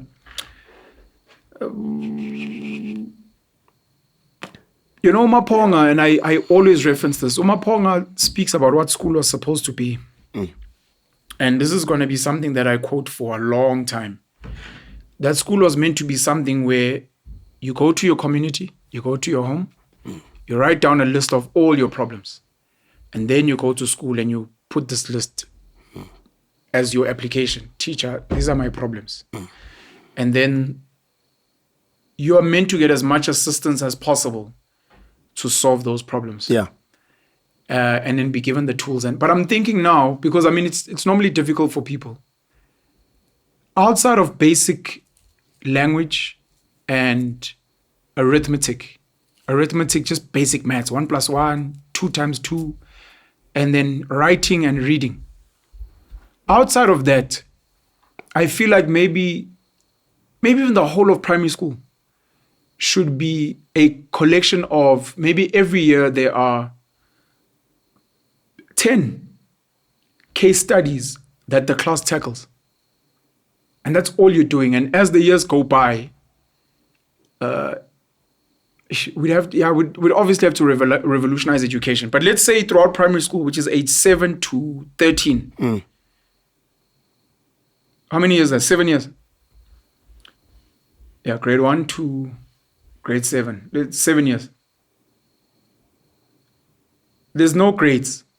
There's levels of difficulty in solving problems. And every child, or every year, a child is assigned 10 problems. And you start with the most basic. Go fetch water from the bathroom. Whatever the case may be. And every time a child completes this thing with proficiency, they move to the next problem. And as the years go by, the problems get more complex. But a child leaves primary school saying, I can solve problems. Part of the problems we were told, the problem is you don't have food, you're hungry. And in that, it's part of the solution is when you come from home, you're like, my mom gave me 20 rand so that I can buy food. Okay, so you solve the problem. Today, we're going to say, let's assume your mom couldn't give you money. How do you solve the problem? Well, I need to get money from somewhere else. Okay. And then they say, we want to remove, you can't get money from anywhere. Oh, no, that means I die of hunger. No, you need to solve this thing. Food doesn't come from money. Food comes from somewhere else. And let's have this conversation. So I'm just thinking that maybe we need to really do a deeper dive on problem solving, because it is abundantly clear that with matric, with tertiary, you can't solve problems. People can't solve problems. It's embarrassing hearing of medical doctors that are unemployed and that are protesting that they want jobs. It's sad. You're like, how? I don't understand. But I went to school to solve this one problem. The problem is getting a job in health. Yes, I can solve health problems, but I must be in the space to solve the problem. So that's the one part. They can't solve making money. No, that they can't solve. They don't know what the fuck that is. Yes, and they didn't go to school for that as well. They only know how to solve problems within a system that has been built. Yes. But in terms of, I need new outfits, but I don't have a job. No. But you're a doctor. What must I do? Yeah. That's why Penzo, I'll tell you, Njami, the biggest thing you need to solve on this planet, telling you are you Kenya? And I'm not speaking like Melotola bacon and egg guy. Just but to solve a problem out papa cabbage. Just to solve that thing. Forget luxuries. Just then you can go to shelter. I want human beings to strip away. I want human beings to think beyond money. For me, I think that's part of the problem we have in society. The mental block is money. And the solution is, the way to get money is through a job or through a business. And then people have been convinced that, how am I going to start a business without money? And you're like, yes. So I almost, that's why I even made that example of, you're hungry, you need to get food. Oh, okay, I'm going to go home and ask my mom for money. I'm going to buy food. Well done. You solved the problem. Well done. Now we want to take away your mom giving you money. Now, how are you going to get money? Oh, maybe I'll ask my friends. Okay, go do. Where did you get money? No, I told my friend. What's the condition? I said I'll pay them back after I get money from my mom. Okay, sure. So now, we want to remove money completely. And I need to steal it. Okay, let's play around with it, because we're doing simulation. Sort of. You might steal the food and eat. You've solved the problem, and that's great. But now you've created a new problem in that now you're a criminal, and there's a chance that you could get caught. So what's the solution there? Well, it's either money or crime. Okay, no. And the supervisor is meant to guide and be like, let's go to first principles. And I think in problem solving, I'd want everyone to always go back to first principles. For what? For ikaula. No, ikaula is something that grows from the earth or whatever. What kaula do you need? I want to mangatoli plate ile. Nah. Mangathola mfethu mhlawumbe banana about 3. Banana. Yeah, ngithi ufuna ukudla. Sure. Where can you get to a banana? And once you maybe identify banana or avocado or whatever, then it becomes, I don't have money. What do you have? You've got hands. You've got a voice. Uzothi kulo mjida mfethu ngicela ukuwashela itransi. Ngicela ukusiza wadwa ngicela nje mfethu ukushaya ingadi mfethu ngifuna nje banana about 3. Now you've learned how to exchange something for something. You didn't get money, but you got the thing you wanted. Because growing a banana, which is one of the solutions, is going to take long. You don't know how to grow banana. You don't know where to get banana seeds or whatever the case may be. So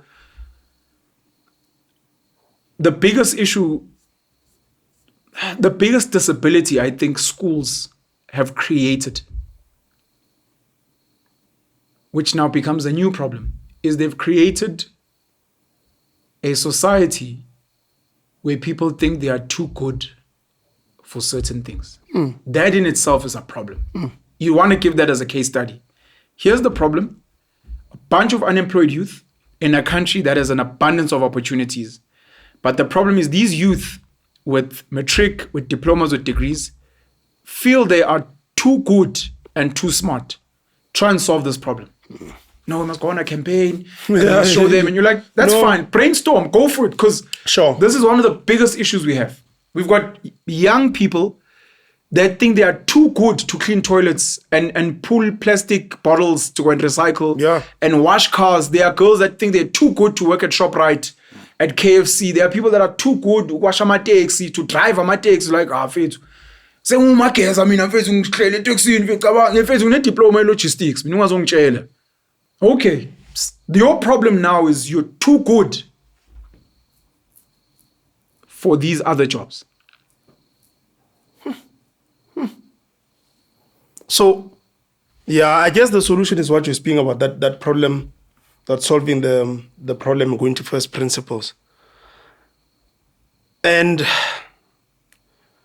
man. I don't understand how in like the villages, the chiefs and the kings are not aggressively getting the community to farm crops and breed aggressively to say, we need an overabundance so that we can sell, so that you guys don't have to go and be security guards and maids. Yeah.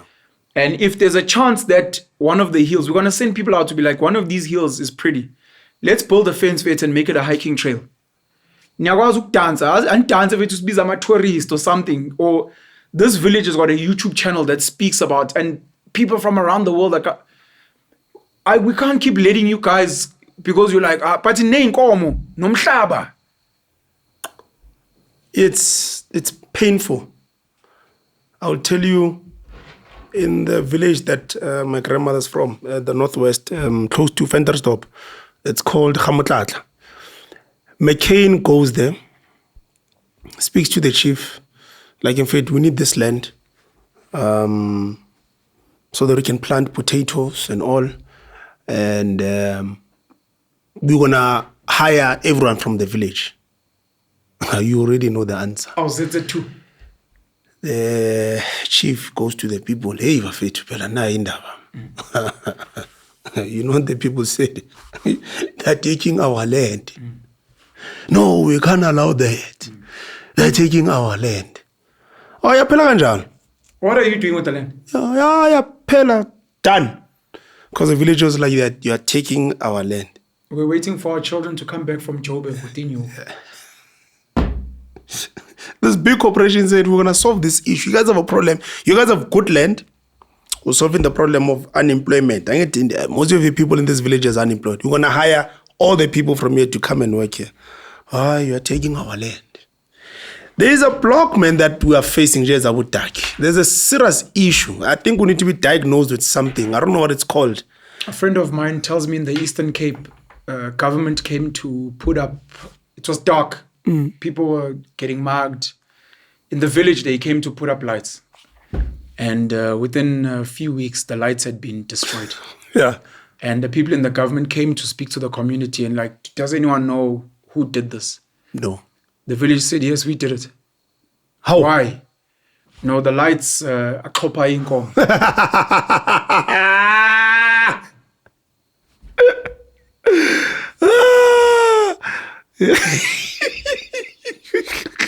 What's that story of that guy who put a transformer in one of the casies?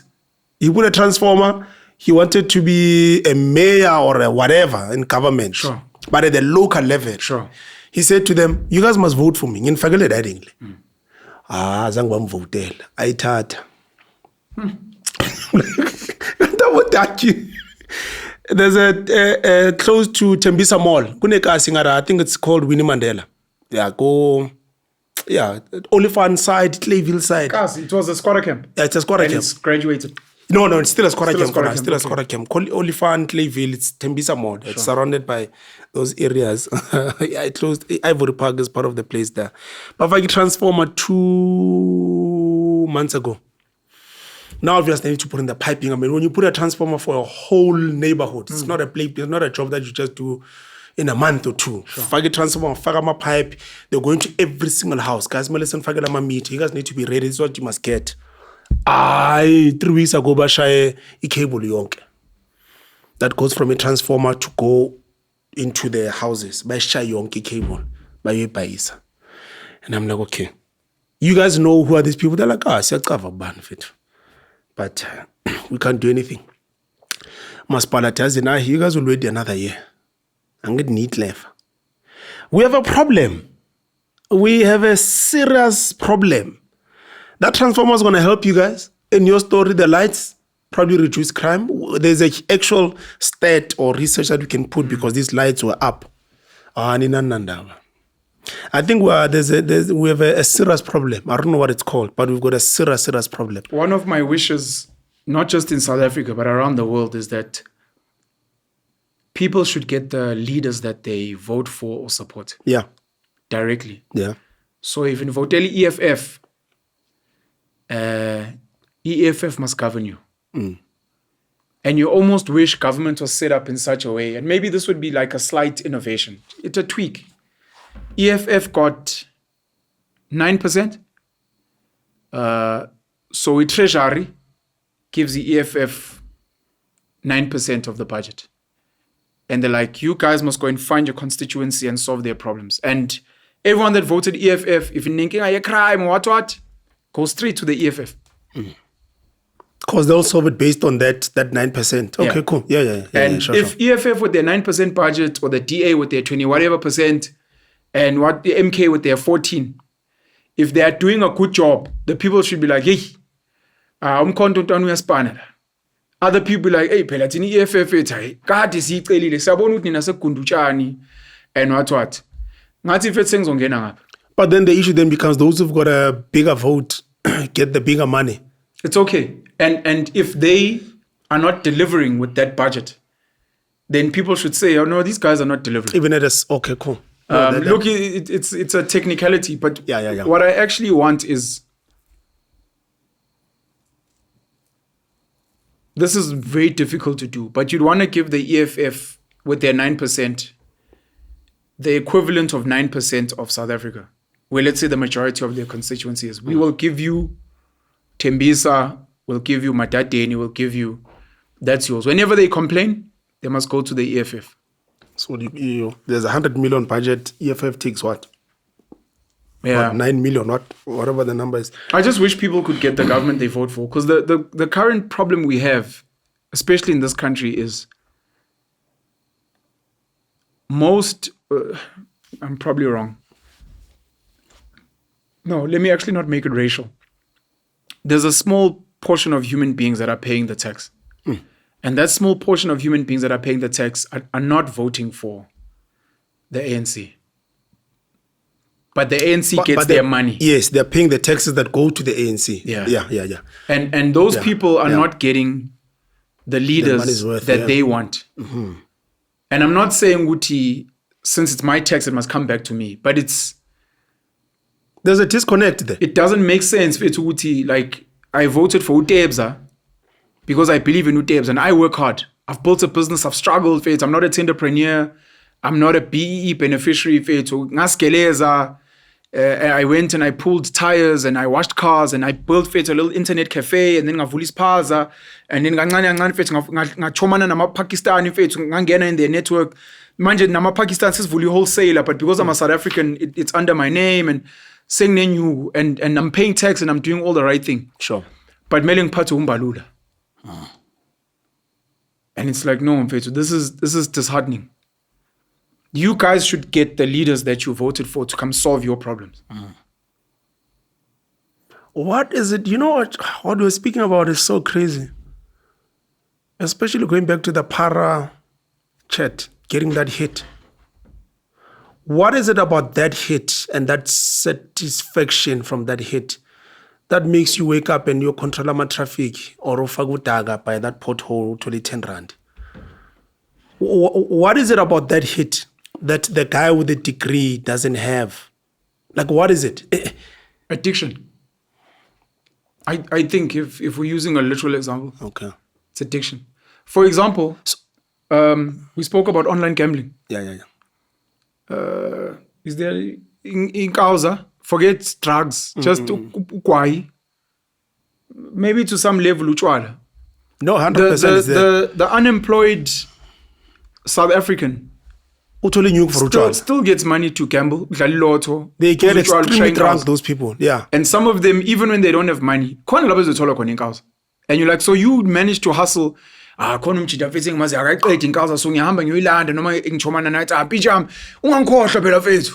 So you know how to negotiate something, but you must be addicted to it. And if you're not addicted, then it's so the person that has a degree in medicine, they're not addicted to what? That's what I'm trying to figure out. Maybe they're not addicted to what? What is it? Comfort? I don't know. Okay. But there's an addiction that's lacking.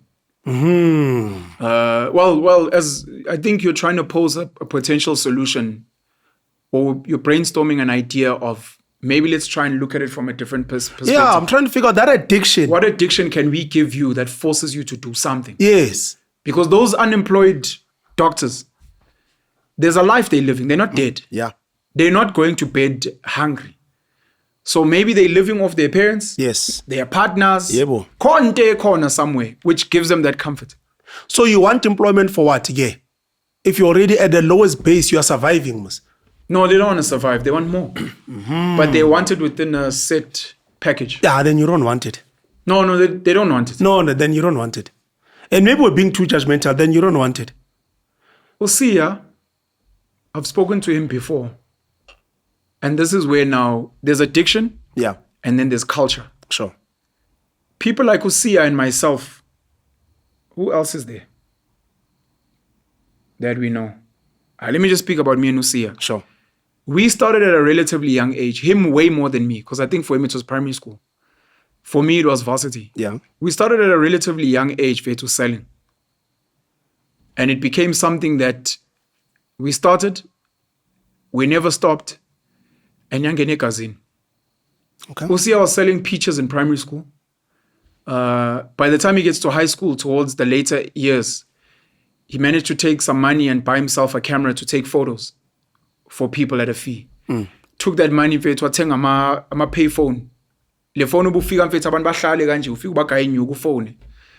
And over the years, I mean, the guy ended up studying during his varsity years. Babe pagi imoto la Ellis Park. Okay. Because they were Dorenfontein for money.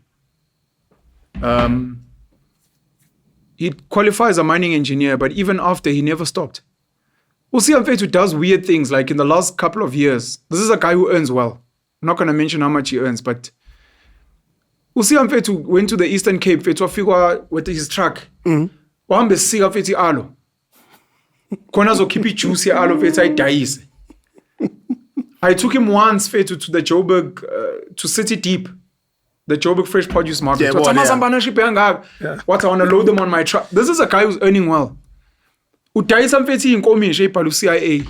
Now he's selling Owl City merch. It's a culture addiction. My mom also never stopped selling second-hand clothes, furniture. Even at my peak, even when I was working wherever, driving a nice car, I've never stopped selling my books and t-shirts. I've got books at home. I've got other things, speaking gigs. Like, it becomes, maybe it's an addiction. Maybe you get culturalized into an addiction. Oh, you're not suffering enough. But I'm not suffering. Yeah, that's what I'm saying. It may be two things, Mloj, or a few things. Maybe the curious mind cannot just sit and not do anything. I think we need to put that as a part of a category. I think curious people feel like, okay, I'm telling you, like you and Usi, something. Then there are people who fall into that category. Then there are people who fall into the category where too much suffering, they're like, fuck, man, plan. Lento la yikanye ngiphile so as umuntu. Ngiyomenza plan futhi ukuthi ngiphile grand. And as you're speaking now, with our grandparents, it was a culture. As Umchita, I do whatever it takes for a family to be grand. Most of our grandparents didn't work in the nicest jobs. They hated going to those jobs. They were being called the K word, working overtime. Whatever is happening with the Zimbabweans that are coming into South Africa now, I can make an assumption that was happening with our great-grandparents. Our Spanish, you hate this thing. But your culture says, I'm a man and I must provide. At whatever cost. I may be an abusive man, I'm not a present father, and I'm not condoning those things. Mario, like, whatever it takes, I'll do whatever it takes. So sometimes when you speak to your great-grandparents or your grandparents, you're like, depression, I'm 70 grand, you know the boss hates me. The first thing I'd always hear was, I say, I'm Mauda. Meaning that job, that's not your fucking mother's house, Lapaya. You do whatever the boss says. Because for them, it was culture. You do whatever it takes to provide for your family. I think people must box themselves in whatever. This new one where people are going to protest, maybe it's a new phenomenon or Nibizan. It doesn't make sense to me. I remember Makoko Ami, late 1970s. I was not born. She was telling me the story. They go stay at Tembisa. So they met at Soweto. Tembisa, they're giving in the first houses. They were like the few people in the 70s, I think. I forgot where he was working. Was 3 or 4 at that time, because he passed away in 1985 before I was born. So this is definitely late 1970s. Umtala didn't believe in Umakoko going somewhere to work. Culture, it was a cultural thing for him. I will go work as we out. But the money that he was bringing in was not enough to take care of the kids. But, you know, because Umakoko is married to this guy, patriarchy, whatever you want to call it, I listened to him. He's my husband. But then she's like, but Inyungyako is not enough. And what are we going to do? It's like, in fact, this is my house. You're not going to work. They go visit some other family. I think she says it was on a Saturday. They go visit some other family. And Loma Oli Dwara Oshama Kwinya. She's like, okay. Ngolunga recipe already. That's a recipe. She starts to sell. He was fine with her selling. He just didn't want her to go Ayospan because of culture for him. And to serve another man. He didn't want that. I smell that bag pit for my confit. Paisitze Makwinya, paisitze the ice creamy, paisitze the pajama. Everything you can think of Makokwame sold in fit. You know? And I'm like, what was the mindset with her? She's like, we didn't have enough money. So I'm caught between culture of how this guy wants to live. I need to follow his principles. And I need to provide for the family. So what do I do?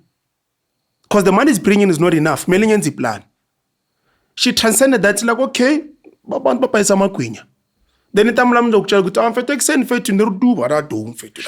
every morning. Before I leave, so I make a show for Umagogo, which right. By the time I leave, 30 minutes before, I'm also selling with her by Econen, because our house is Econen, you know. So, and I'm like, oh, okay. So I boxed to Umagogo, which okay. For another was survival. And there was a thing of I need to provide for my children. I have to do whatever it takes to provide for the kids. And these new people who are sitting with PhDs, not PhDs, sitting with a diploma, standing by the streets, I find it difficult way to box them. Sometimes I become harsh. I'm like, you're just not suffering enough, Mfethu. Yeah. And I can't relate with you, Mfethu, because like, what are you doing? You're protester lapaya. Nah, chief. I find it hard to relate. And sometimes we come across as very harsh people. But when you think of the other people before them, Penzo. People did whatever it takes. I think social welfare has destroyed us. I see value in it. Yeah. I'm not sure if I'm allowed to make this reference. Someone dear to you and dear to me, you lost a cousin who owned a business. Saxonwald. They're near Rosebank. Yeah, do you know who I'm talking about? Yeah, I know you're talking about. Yes. Can I reference? Yes, you can. Are you sure? Yeah, I think you definitely can. Okay. Because, I'm not going to mention her name, man. May she rest in peace. She's an example of so many people that I've met in my life. I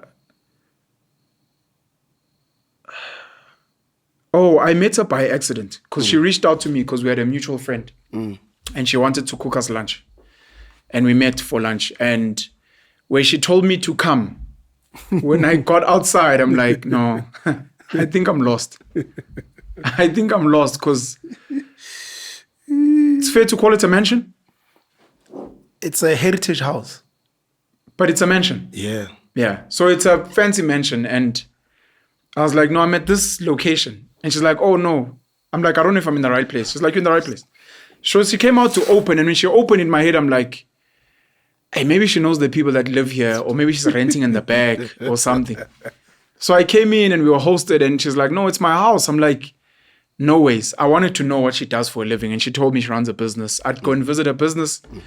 That is great and proper. Ufundile, waqala ibhizinisi, siyambongela. She told me that she'd bought the property next door and she was hands-on in fixing it and cleaning. We went to go and see it. Yeah.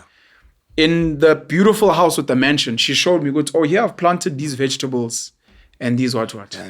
And she told me she owns a farm. I go to the farm and what. And I was like, yeah, nah. And I'd ask, why are you so different? She's like, no, I was raised very strict. I think she said she was raised Catholic or whatever the case may be. But she's not the only one. She just represents, there are so many women I've met. Maybe I'll mention Nonhlanhla, Kushinda Caterers. Mm-hmm. Similar. Because, she started a catering business pregnant in her flat. She was working the SAPC, but she was also making food in Lini. And she'd bank at SAPC to go and supply. I could go through a long list. So one of the reasons I'm mentioning her is, for me, number one, it takes me back to my old lady and what she's went through. But I look at these women and then I think, if women can do this with the children, and then I have to listen to Umchidona 23, complaining. I'm like, I think it's a similar story to the foreigners to me. Yeah. When I meet a woman who's got 2 kids, it's time on Kampaliko or Lashona or whatever, and fethu umuntu uyaspana uthisha unurse ngama weekend fethu shy catering kwakuhlanganise fethu imoto khona ilenti itaxi epakile manje le taxi I know senze staff la uyafika umfana ekseni ahamba yolandile and you're like, okay, I'm dealing with another animal here. It's hard to feel sorry for these people. It's extremely hard. And our privilege that we have is that we read a lot, watch a lot of content, expose ourselves to people that come from nothing. So when you meet someone that has at least even a degree or a diploma, and parents and a home and Wi-Fi and a cell phone. You're like, in this day and age, you've got a phone and Wi-Fi means you can go to Facebook Marketplace. Come on. It means you can go to China City Fete and ask ama China and ama Pakistan to say, what sells well here? Ushuthi ithombe kanje. Come on. Ufake Facebook. Come on. When uhleli ku-Facebook naku-Twitter fethu please, uPenuel fethu uyanginyanyisa lo mjidi. Scrolling. But akwazi ukudayisa things that they're not yours. Yeah. Uyapusha fethu, someone's like, no, I want to order this thing. Uthi say, sure. Uyabuyela eChina City fethu, uyabamba stock, uyadayisa, uthumela ngophep. Ubuye no 50 rand. Yeah. It's hard. It's extremely hard. Hey, in fact, it's yeah. My parting shot, and then I'm going to let you and Sizwe close. Sure. We're almost at 2 hours. We need to revolutionize education of the schooling system. By we, I'm not talking about the government. Yeah. I'm not talking about maybe even governing bodies. Any parent that has an ability to influence a school, even if it's an extramural, to say, I once heard these guys say this thing. I know we can't change schooling, but ngicela ingane mfethu once a week, whatever. Ngicela benze lento mfethu kuthiwa problem solving. And maybe they don't even need to do it physically, but we'll just sit with them for 2 hours and get them to brainstorm. That's number one. We need to revolutionize schooling. Number two, this is also an idea I've said many times. A lot of these nyaupe guys, a lot of amapara, a lot of amachita mfethu dons amatroli, a lot of these unemployed kids that are sitting at home, a lot of them, bayahamba mfethu bayodlala idisk intambama. Just to keep his stress. Bayahamba bayodlala idisk. So there's certain hobbies they picked up early on in life that they still engage in even now in their worst scenarios. Yeah. We need to make entrepreneurship and business an extramural activity at schools. That is how you build a culture and addiction. The kid is like, it's a Friday. Hey, if it's, I remember at school, every Friday we used to sell. Or every Saturday, in fact, we'd be forced to go and wash cars for money, push catering, cut grass. Sometimes noguzwe kazi in fact, which I feel like doing something. It's a Saturday. No 50 rand. Man, you like, I did that as a kid. It's something that's so natural. Culture. My cousin, which I mentioned and you referenced when we were sitting privately, Usazi, has got a bad addiction and a habit because he studied electrical engineering and he is a self-taught mechanic, handyman. Anywhere he travels to, anywhere, he's with the toolbox. That's my dad. And he's got a bad habit where mayingena indawo le lighting asebenza. No. Awulethe mfethu noma isitulo what and then agibele angilandele lapha emoto avule. Yeah. Suka. Athi kuse asivayisi la hardware. You laughing and what athenge mfethu intamba athenga ibulb. Done. Indaba ivuza la. Why ixeka le lento? No, I think no mfethu asamsothengi. I'm like mfethu it's not important. Ayithi asenze lutho sihleli. Yeah. Asamsothengi le nto mfethu aqinise and you like need a hustler's culture. Fethu, some of these Afrikaner timers, fethu, that's all they do. Yeah. You meet them and they're like, why is your car making that sound? No, open the thing. No, I'll take it to the mechanic. I open the thing, man. Let me just see. Vule. Umchita mfethu vele. No. Let's go here to the fethu. Asva and I just need to check. Okay. Akshayele fethu at 50 rand problem. Fethu, thank you. Nothing. That's when I become embarrassed. And I'm like, yeah, I'm not a real man. Angfundiswanga the real things. One more thing, sorry, while we're blaming unemployed youth, protesting doctors, to bring it back home to me. Yeah. I told some of my friends maybe over 10 years ago, I was carrying a plastic bag full of my books. And I said to them, if I'm still selling these books myself, in the next 5 years, I will have failed. Okay. I failed. You spoke about Lamachi Damfetu that tell you guys, Guti, and Funuk for 2 hours just how to get these government grants. Yeah. When we speak about mental blocks, me. This is about me. It's 2025, and with all my so-called intelligence and all my networks, I've still failed to get my books in exclusive books. I've still failed to put my books online on Amazon, Kindle, and the likes. I've still failed to create a proper merchandise line and to get it in distribution, where it'll take a lot. Me here. Which is why sometimes people are like, Penzo, you've done all these things. And I'm like, yes, I'm not at that level where I'm struggling, but Faith, I've also got mental blocks where I don't know why we don't have Konvo merch, why we don't have like a proper sales team that gets us sponsors, why we haven't created better systems, why I haven't put my books on here, why I haven't done this, why I don't have. Now I've got my own mental blocks. They're at a different level, but this session was for me as well. How I'm gonna solve that thing, Fethu, angazi Fethu, nami khona la kumele kulunge, but at least ngisaphusha ngisadayisa, but uhlangana no Penuel Fethu Pep uyodayisa incwadi Fethu.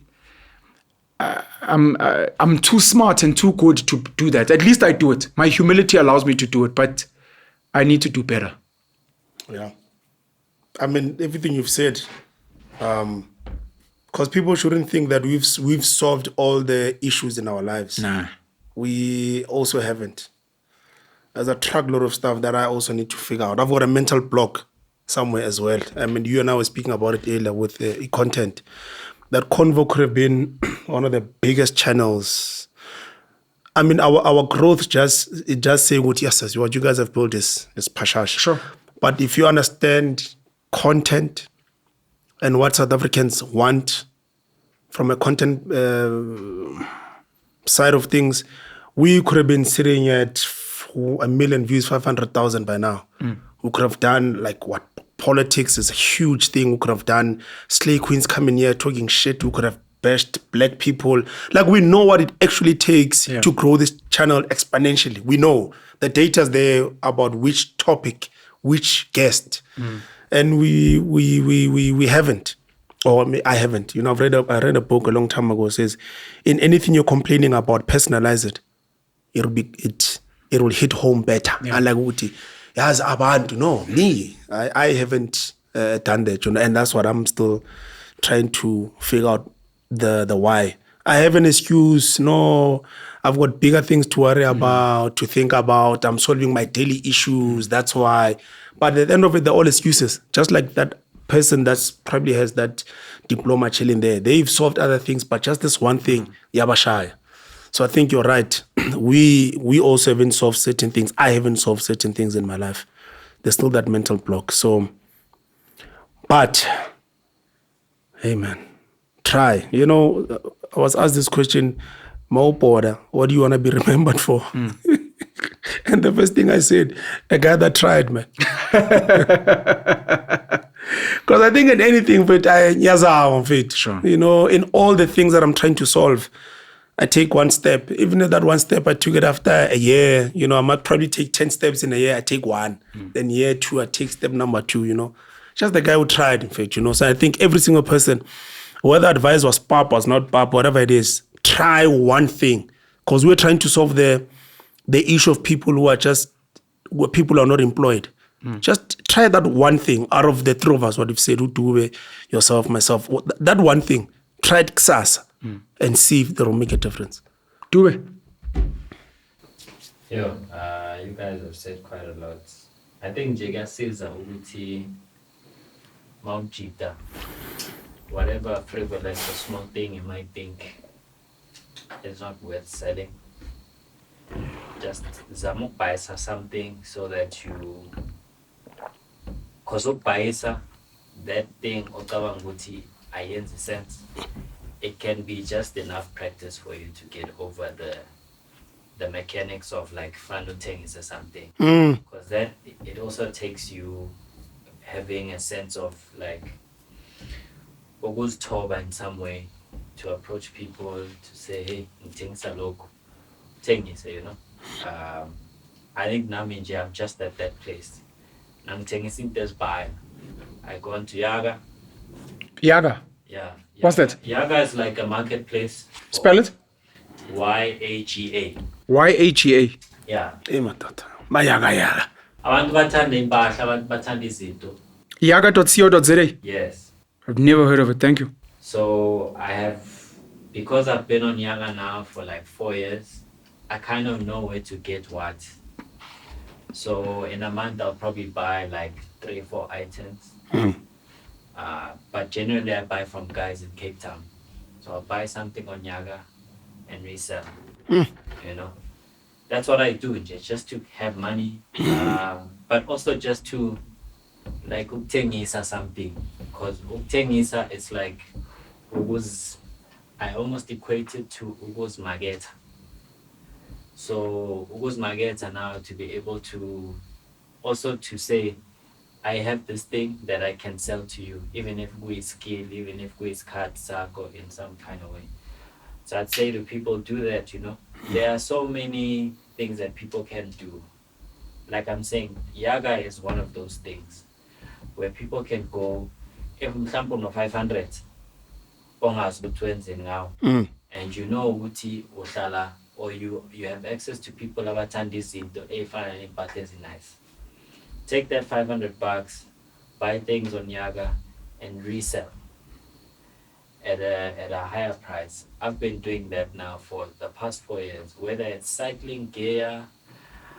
People also, because there's so much consumerism, people will buy things and don't know what to do with them. And I've found that a lot of white people in Cape Town have things that they don't know what to do with. That's really dope. I go for those things. I mean, the last thing I bought now is a pair of New Balance shoes. And when I checked retail, I think they're about like 2.7. Those shoes have been hardly worn. I think maybe Max, the guy, probably have worn these shoes maybe like 5, 6, 7 times. And I got them for $450. Yes.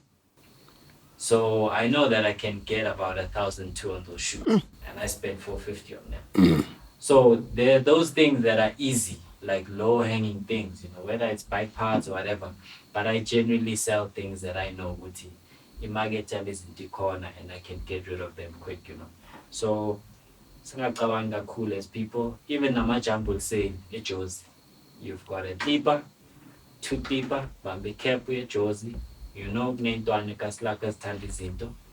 Via just also talk to people, Josie. Bazokutshela abantu ababhayisayo la ukuthi istock esisha mhlambe singena Wednesday. Then uyazi ukuthi izinto masesezintsha. Maybe for the more branded stuff, you are paying about $70-$80 to like $150 an item, because people are into brands. People don't mind buying that thing that you got for $150 and $400 because of the perception of exclusivity. Sure, standard. So people must just enjoy. Like, it doesn't take. I know people like the Fabric Hunter. He has a whole store in 44 Stanley that's just based on second-hand branded clothing. Imagine. The person is called Fabric Hunter. Yeah, They're available online. Yeah, they are. Or like social media. They're on Instagram, and I think they're also on Yaga. Oh my Yaga. Just now, I mean, if I'm estimating the guy, I think that the most valuable item that Fabric Hunter is selling now is some French military jacket that he's selling for $6,000. Fabric Hunter with the K. Yes. I can haphazard a guess here. I think maybe at best he probably paid 500 rand for a jacket. It's so hectic. The right person is going to walk into a store and buy that jacket for 6K. True. What you're saying reminds me of Bram. I don't travel to Bram anymore. I don't know if it has changed. When you don't go to a place and you're like, then I only change it. I remember Bram had a serious thing where people were selling clothes. Kombola Bay Kitcheners, opposite Kitcheners. Yeah. People panally the roads at the fit, and people were just buying like it was a thing. I don't know if it's still a thing now. I mean, the guy you're talking about who used to sell at Kitcheners, one of them was my friend, but he's now late, Sure, but at the height of COVID, he got into reselling Nike Dunks, Yeezys. And he was making a killing at the time also, but ended up in a car accident. But the other guy who was also a partner of his selling their Kitcheners ended up expanding. He now has a restaurant in Maboneng selling food to tourists, traditional food, Start. So, yeah. Our next chat is about start. And that's one of my biggest mottos in life. Just start. I don't know if South Africans use it. Fiverr.com. Fiverr.com. Fiverr.com. Thank you, Sizwe. Dope. Syphilis balls. Sisyphus boulder. Sure, Majid. Thank you.